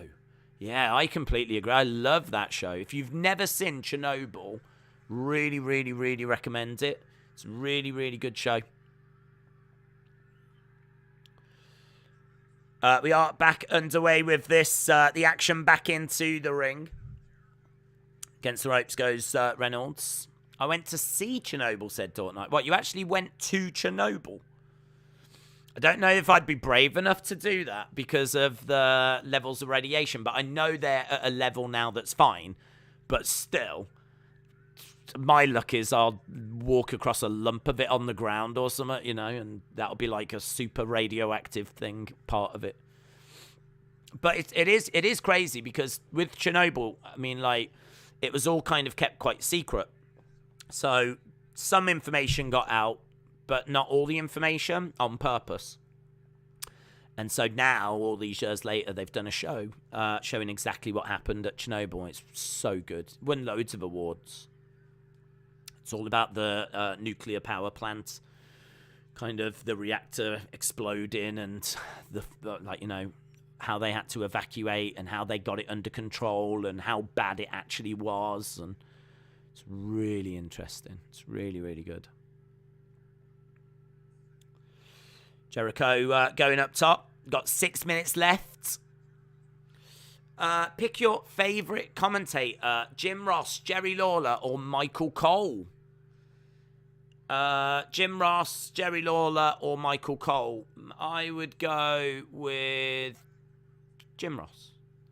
Jim Ross. I think Jim Ross has some great moments, great lines. Good God Almighty, is broken in half. All that kind of stuff. Like, he, in those kind of moments, it's when he really shines for me. I don't think he's doing a very good job with AEW. I think a lot of the time in AEW, he sounds like he just doesn't like what he's watching. Genuinely, there's times where he'll be like, you know, why... There's a few things that he said, like, why is he doing this? You know, where, like, Orange Cassidy will be doing something silly. He'll be like, you know, why is he doing that? Why is he not just doing this instead? And, like, you can tell that he's kind of not sure how to call some of it. But he's still a great commentator. I think, like, he's had his time, to be honest. I don't mean that as a disrespect to JR. I just think that they could probably get a commentator that was more into this AEW product. And they could do, like... I think Excalibur does a good job. One day, when I go on another social media platform, I will send you some pictures of my trip to the Ukraine and Chernobyl, said Dortnight. Ukraine has got a good history with their libraries. I would like to go and see them. Okay. No, the school didn't pay for it. I'm going in the summer. Who do you think would be a good commentator in AEW? Who would be a good commentator in AEW? Samoa Joe. I think Samoa Joe was a great commentator. He knows the... first of all, I appreciate anyone that knows the moves. I really like Excalibur for that. I think Excalibur's the best for that. Calling out all these, like, moves that you don't see very often. They probably get used a bit on the indie scene. But he's got a great knowledge of the various wrestling moves. And really obscure ones as well. As I say, ones that you'll see just once in a while. So I think Excalibur does a really good job of that. And when he gets, like, kind of enthused, I think his voice is quite good as well. But Samoa Joe, I thought, was excellent. Samoa Joe was very good with getting enthused about matches. He also brought a level of credibility because he's Samoa Joe. He was pretty decent with calling out different moves as well. I don't know what he would be like with AEW moves. In WWE, it was obviously fine. So it's a more limited move set, isn't it? But I thought he did a great job. And I think he could be very good on commentary. I like Nigel McGuinness as well, actually. He tends to just work on NXT UK. But I do like Nigel McGuinness. I think he does a good job over there. End of day. Styles is actually good on commentary, says Deviant Dev.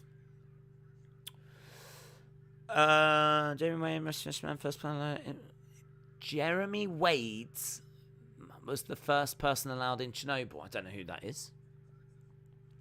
AEW needs to do more with the Dark Order. They do need to do more with the Dark Order. Needs to do more with Silver. I like Silver. Me Not You says Austin Aries wasn't bad on commentary, but he seems to have become quite a bit off in recent years. Corvid said Samoa Joe and Cesaro should come in and train some of these young guys. That'd be good. I don't know if that's what they want to do, to be honest. I don't know if that's what they want to do. But that would be good. I mean, that'd be a hell of an education. Dive in through the ropes, gets planted down. I heard Chernobyl was given to Russia just in case a disaster happened. Probably the smartest thing to do, says Shola.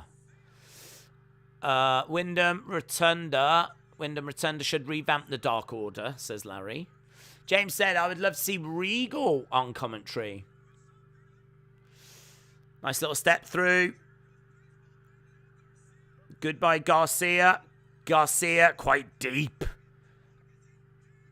That's nice. It's a Scorpion Deathlock, but he kind of got down really low and really pulled it back. That was nice, that was. I like the ending. The match itself didn't quite get my attention, but I like the ending. I fully expect AEW to sign Cesaro, said Master Chief. Daniel, shout out to you. Days, I just watched NXT UK. I gave it a 7 out of 10. You got to support the local brand, said End of Days. AEW fan said, I hope AEW has a great cleaner for that title. Very true. Right, we are seeing the Jericho Appreciation Society standing tall. And there we go. End of the show. Austin said, I didn't pay much attention to that match. It just didn't grab me. Lister Jericho says, who took that Ty Conti photo? That's true. That's a good question. What do you score AEW Dynamite? What do you score AEW Dynamite? 8 to 10. 7 to 7.5. 6 to 6.75. 5.75 or below.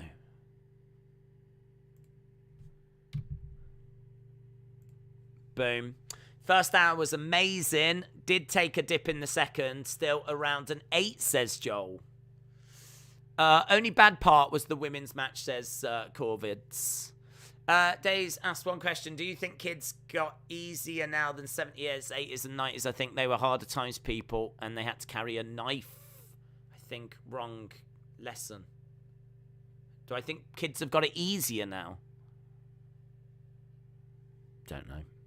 I would imagine that there's probably things that are easier, but I would imagine things are still... I mean, like, there's still depression in the world, isn't there? Do you know what I mean? So... maybe people worry about the wrong things now. So, like, in the past, you know, years and years ago, you used to have to worry about where your next meal was coming from. You used to have to worry about how you was going to pay your bills. Maybe now, in this day and age, maybe that's not as big of a concern for everyone. It's still a concern for many people. But maybe for the average person now, they worry about other things like their image, competing with people on Instagram, not feeling like they're good enough. Maybe there's like other pressures now. Do you know what I mean? I must admit, like, I would imagine like being at school with social media would be horrible. That's something I'm really thankful for. I went to school before social media and before like mobile phones, and I'm really glad I did. I'm really glad I was just able to go to school before that came in, because now, I mean, you just think of like the cesspit that must be. You know, fancy getting like, the thing was, if you was getting bullied at school.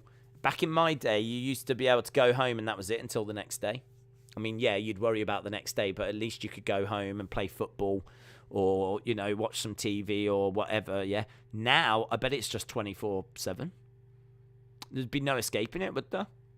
I mean, if you're being bullied at school, chances are you're being bullied online as well by the same people, I would guess. So, I don't know, man. I reckon there's probably pros and cons to how it was back in the day compared to what it's like now. Just imagine there's like, you know, some good things and bad things. Philip said, on a scale of 1 to 10, how much do you enjoy AEW from the day it until now? I would say 6.75-ish. But I would say that is also rising. So about probably in the 6s. I don't think this is a disastrous brand. I think that they've had some great moments. I think, you know, bringing back Punk was one of the key moments of this generation of wrestling fans. So, I mean, that was fantastic. Bringing in Danielson has been really good. Bringing in Deeb's proven her worth. I think that their shows are getting better. Yeah, I think it's been like loads of really good stuff. Developing some good talent as well with like Darby and Sammy and Jungle Boy and Britt Baker, you know, the pillars, if you will. It's obviously given Eddie Kingston a platform. You know, before this he was on NWA and he was good in NWA. I really liked him in NWA. I remember praising his promos in NWA. I was like, I really like this Kingston guy. So, you know, it's good to see him go to AEW, and now he's just, you know, found a platform that's kind of big enough for him, and he's really shining, and that's really good. So, loads of positives. Yeah, as I say, I'd be leaning more to in the 6s and rising.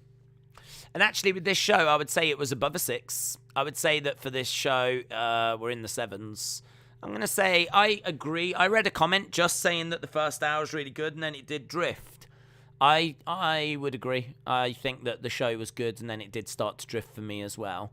All in told, I'm going to say that the Jeff Hardy moment was really cool. The first match was really good. The Moxley Danielson match was really good. MJF's promo was fine. I thought it was fine. I mean, it's fine. So I'll go with a 7.25. 7.25 for this one. Takes a lot of time and a lot of work to get a wrestling company flowing. That is true. That is true. Tay did say, good luck cleaning it. Kenny is the cleaner. Days, Ty stands the camera up on a table, presses record. The screenshot is a part of the recording. I know because me and my sister took a similar photo. Information I didn't need. Joshua said, I hope you are well. What was with Aubrey in the main? She got in the way. Oh, I can't say I noticed her getting in the way, to be honest. I'm not a massive Aubrey fan. I'm a believer that like the referees should be, you know, kind of out the way really. And she's always getting involved, isn't she? So I'm not a big Aubrey fan, but there's many people that are. So I suppose it makes sense her being in the main event. I suppose, you know, it's another personality for them, isn't it? Do you know what I mean? It's another personality. The one thing I would say about it is if you actually went to the live show, once Aubrey comes out, that's a moment. Do you know what I mean? Like, if you go to a WWE show and the ref comes out, chances are you ain't going to be that bothered. Referee's in the ring, right? Who watched the first match? But when Aubrey comes out, she's kind of made herself a personality, and she does the Unrestricted podcast and all that kind of stuff. So I kind of feel like you know, I wouldn't even surprise me if she does flipping meet and greets. Do you know what I mean? Like, meet Aubrey Edwards. It's kind of a thing. They've kind of got her to, or she's got herself or whatever to that sort of a level. So I'm not a big fan of referees being that way. But you know, each to their own. Days, how do you handle those mental images of William? Well, I'd actually moved on from him, AEW fan, so thanks for bringing that back up again. James said, Kingston might be gone. AEW like to stay hush on that. Kingston might be gone. Dina said, can I come to Chicago for the AEW Women's Championship? I don't know what that means. What does that mean? Dina, I don't know what that means. Aubrey is awful. What is your favourite English comedy of all time, says Robert? Don't know, to be honest. I mean, the standard answer would be Only Fools and Horses. That is kind of regarded as the best. Some people might say 40 Towers. Some people might say Blackadder. Maybe in this day and age, you might even get people saying like Gavin and Stacey or The Office instead. But I don't think I can't say that anything's gonna or has beaten Only Fools and Horses. So go with that. Tort Knight says Only Fools and Horses. Deviant Dev says Only Fools and Horses. David said, I actually thought Vicky kind of spoilt the Omen for Thunder Rosa. I know that was the point, but a good promo first before the beatdown would have got Rosa off to a good start. Minty said, lads, no deep tonight. 0 out of 10. Rowan says, open all hours. True. Benny Hill, do you know what? With Benny Hill, I remember watching or seeing a bit of it when I was young. I don't think it's been on TV for about flipping 25 years plus. I honestly have no idea. Someone's probably going to say, oh, it's on UK Gold or it's on like a Buried Away channel. But Benny Hill is just not something that I've seen on TV. It's weird because people abroad seem to think of Benny Hill when they think of the UK. It's not that way here. Like Benny Hill, I know of him, and I remember watching his show when I was young. I don't remember seeing it ever again. Like it kind of came and went. He's a known big star. I'm not saying we don't know who he is, but I think those shows were probably shown maybe even more abroad on repeats than they were shown here. I just don't remember seeing them. I've never come across them as I've been flicking through channels or whatever. Although, with that being said, even if I did see it, I don't know if I'd be sticking around on it anyway. So, yeah, I can't go with Benny Hill. What about Are You Being Served or 40 Towers? Are You Being Served wouldn't be for me. 40 Towers would be in the running, but they only ever made 12 episodes. So, I mean, it's great. It's a great show. It's funny. It does a great job, but it wouldn't be my favorite. And Are You Being Served? Mrs. Slocum and her cat and those kind of jokes. So some of this stuff, you might watch it now and it might be dated. I know there's concerns about Benny Hill being dated. Fastest milkman in the West, says Gloomslinger. Whose Mania match will Seth try to steal next? Don't know. I'll have to wait and see. I'll have to see what happens next week. I think there's an argument for hello. Benny Hill versus Mr. Bean. Mr. Bean, man. Mr. Bean is class. Mr. Bean is class. I do love Mr. Bean. That was one of my absolute favourite shows when I was young. I used to get so excited. I think it was on a Sunday night. I seem to recall watching it, and then like the next day it'd be school. And I'm sure it was a Sunday night. I used to love that show. He was so... And it's universal as well, isn't it? I think you could make an argument for Mr. Bean. Because I don't feel like that's dated. I feel like that's kind of like timeless. It doesn't really hurt anyone. It's just him being a bit selfish at times, you know, trying to do stuff that's going to benefit him. But it's just funny, isn't it? Yeah, that's class, that is. Jilly said, my childhood consisted of Benny Hill at 11 p.m. on weeknights. Roseanne said, did you hear FIFA could be free when it comes out? Have you watched the Sherlock Holmes with Benedict Cumberbatch? I've seen some, but not all of them. Sherlock. I've seen some. Father Ted was great.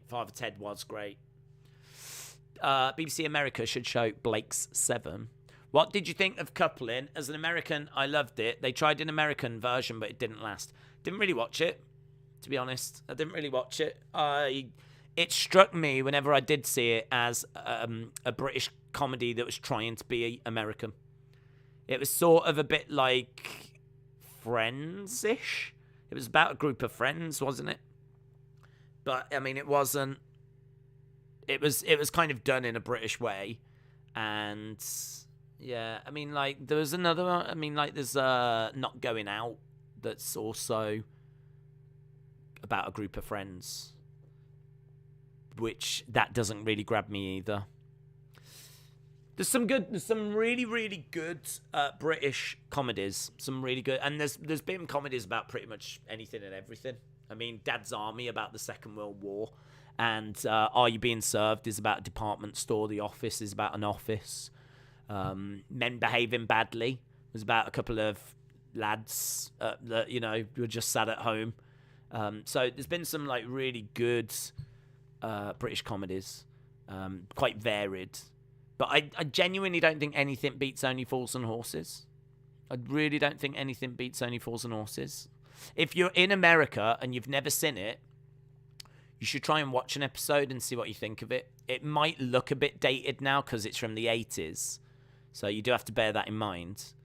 But it's about some brothers. It's about a couple of brothers that are basically live in a block of flats and they're trying to make money.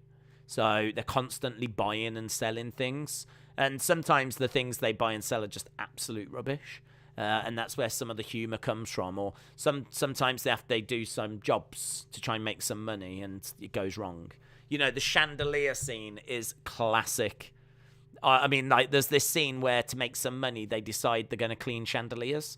So they go around this person's house and you've got the granddad who's upstairs and he unscrews the chandelier and he says, are you ready? And you've got the two brothers downstairs. They're like, you ready? This is like so expensive. It's like 100,000 whatever, dollars, pounds, whatever. Don't drop this. And they're standing there and they're underneath this chandelier and they're like, okay, they've got this blanket and they're like, right, we're ready. And up, you can see him bang the chandelier, the thing that holds it in place. And it cuts back to the brothers. And in the background, you just see a chandelier fall in the background. And they were standing underneath the wrong one. And they just kind of like slowly look at each other as they realise what's happened. And it's so funny.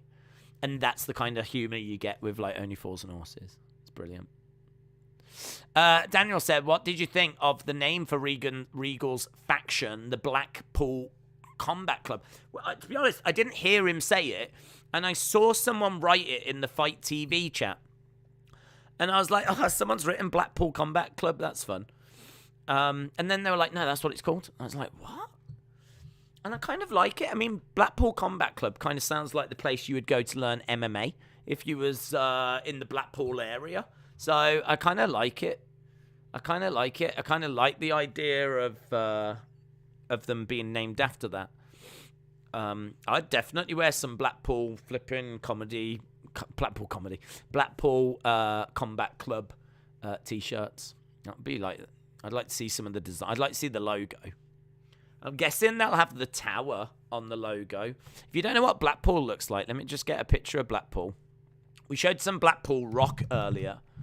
I mean, you'll know Blackpool if you saw the NXT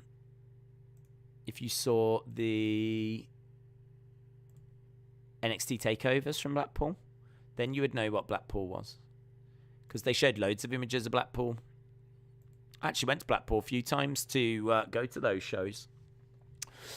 Right, let me find the picture that I just saved. There. This is Blackpool. Do you remember I was saying about the illuminations? Here's some of them. You know, so there's like trams that go down. There's the road that runs along the front. Honestly, it's called the Golden Mile, but it's actually miles and miles, I believe. I don't think it's just 1 mile. And it runs all along the front. Cars park obviously either side. You've got like hotels, little bed and breakfast places. Obviously, there's like little gift shops, places that sell that rock we looked at, all that kind of stuff. And you can drive down this road, of course. And like all the illuminations at night look really, really cool. So you got that down the end. You've got the Blackpool Pleasure Beach, and you've got this as well. Look, Blackpool Tower. So Blackpool Tower, it's quite big. I mean, obviously you can see it in relation to people. You can actually go up and go in the observation deck and everything. So, and there's a pier in Blackpool. There is a beachfront.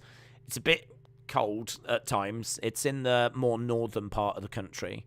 But, I mean, this is a destination, man. This is where people bring their families. It's kind of like a place to go. There is a casino and loads of arcades. The Winter Gardens there's like a few venues and everything. So, yeah, I mean, that gives you a rough idea of what Blackpool is. And, I mean, I love Blackpool. It's great. It's great. You can go there for a really good weekend. If you went to Blackpool and you like wanted to go to the theme park, go up the tower, maybe go see a show, go along the pier, pop into a few arcades, have a few drinks. I don't know if there's any great restaurants, to be honest. I don't know, like, food-wise where you would go. I mean, you can always pop into a pub and just have pub food. But, yeah, I don't know, like, if you wanted, like, a nice restaurant, I'm sure there are some places. There'll be a town centre. I don't know if it's Blackpool. It might be a city. I don't know. I don't know if it's a town or a city, but there'll be a centre, and I'm sure there'll be some restaurants in there. I'm going to have a look, see if it's a town or a city. I'm just interested now. Blackpool is a resort. Black Pleasure Beach roller coaster. Built in 1894. The landmark Blackpool Tower houses a circus and a viewing platform and a ballroom where dancers twirl to the music of the organ. Lovely. But are you a city or are you a town? Blackpool Town. I think it is a town. Blackpool Town Centre. Yeah. So I think it is a town. Take a look around Blackpool. No, thank you. This gives you an idea, though, of what the fairground's like at the end. I mean, they've got some roller coasters. It was, at one point, Europe's tallest roller coaster. I mean, at one point, I don't know if that picture... I mean, you can sort of see the roller coaster in relation to the buildings underneath. It's massive. I've never been on it, but you can see the buildings. You can see like how big the roller coaster actually is, towering over the buildings. It is huge. I've never been on it. I would go on it, but I've never been on it. Did you see that Ten Hag had been interviewed? I did, yes. I'm excited. Winter Gardens is an amazing darts venue, says James. Right, let's try, and I'm going to blast down the comments for 5 minutes, and then we are going to run away. What is the live stream Friday night, SmackDown or AEW? SmackDown. Daniel said, Moxley said, if you want a badge of honor from the Blackpool Combat Club, you've got to go through us. I hope that's their proper name then, and he didn't just say it. It's good. I'd imagine it is their name. Have you seen Marine with John Cena? If so, what do you think of it? I saw it ages and ages and ages ago, but I can't quite remember it. I mean, I remember it being just a pretty standard action film. I thought it was all right. Rotem said, Days, as a non-British person, I have to shout out Mr. Bean. Legendary. Yeah, I'm glad you enjoyed it. Julia Hart. What's up with that? I don't know, man. I don't know. It's Moody McGrew. They need to have a chat with her and go, what's wrong? Look, you're not yourself, yeah? Either get back on the same page or we need to part ways. Someone needs to have that chat with her. What match would you watch tomorrow? If I was going to watch one, I'd probably watch Portugal against Turkey.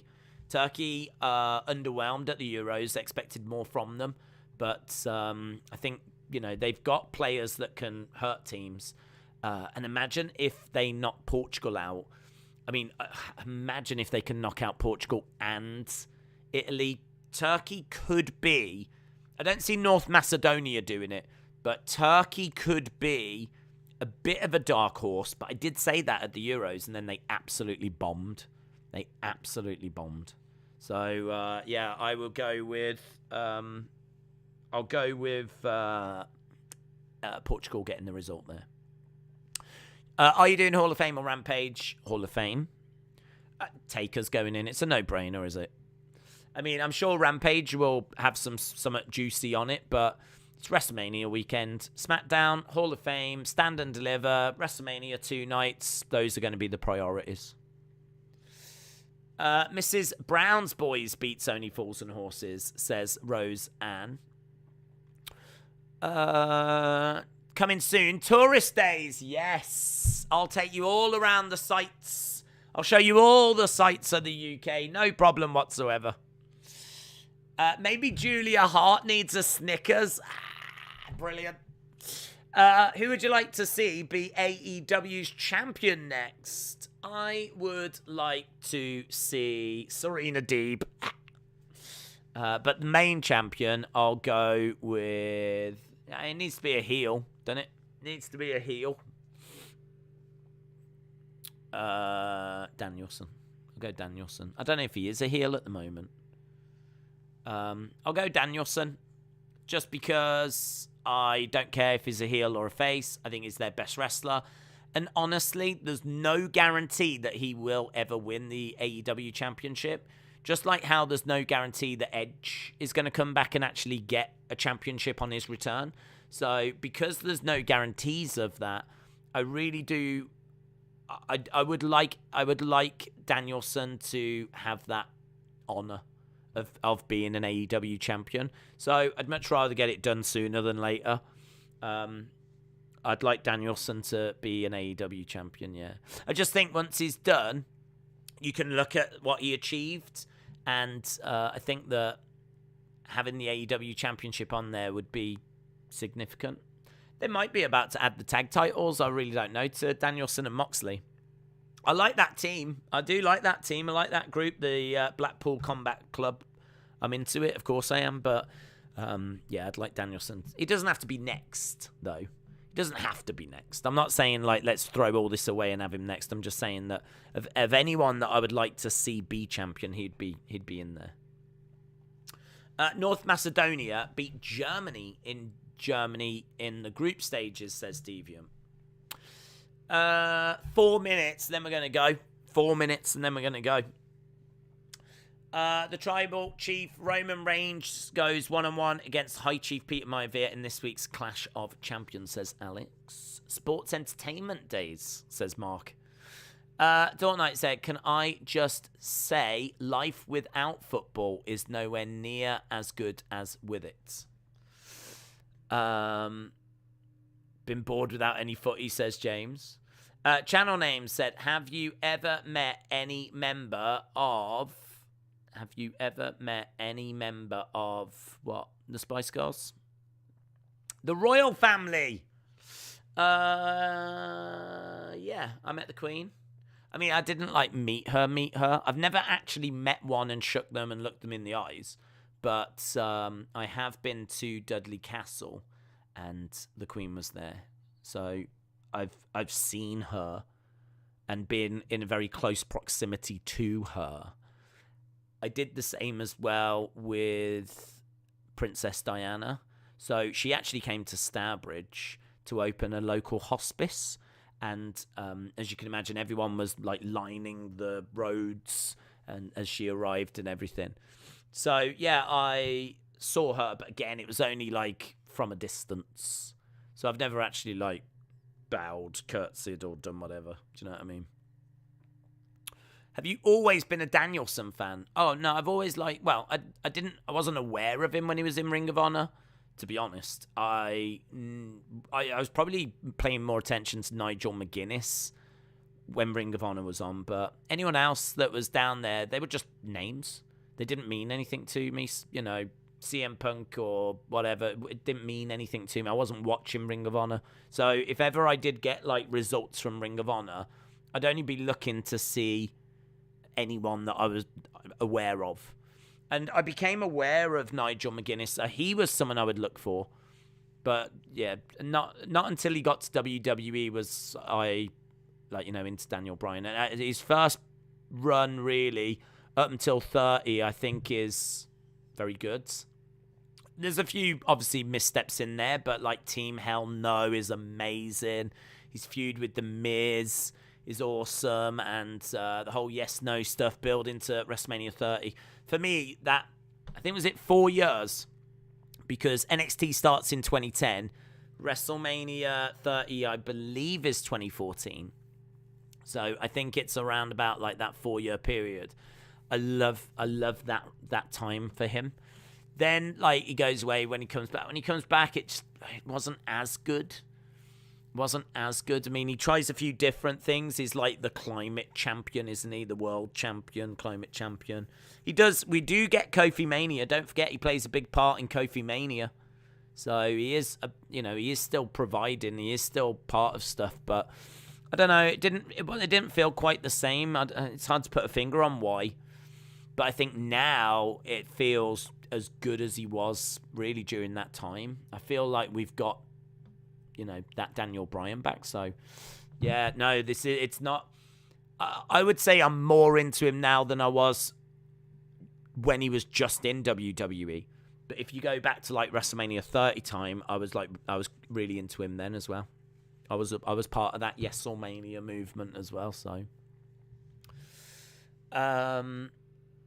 did you hear FIFA 23 could be free? Only because you said it earlier. I preferred Bryan in 2012 and 2013, said Austin. Going offline, where we're all going. Were Bryan and AJ a real life couple? No. Right, I believe we are done. That is it. We've managed to reach the end. Big shout out to everyone that's joined us. Appreciate the support as always. Don't know what we're doing tomorrow, to be honest. But I know that we are back for SmackDown, and Rampage is back to a proper time on Friday, which is good. So we will be doing SmackDown and Rampage. And then we've got an England game on Saturday, which will be fun. So we're watching England, and we got UFC.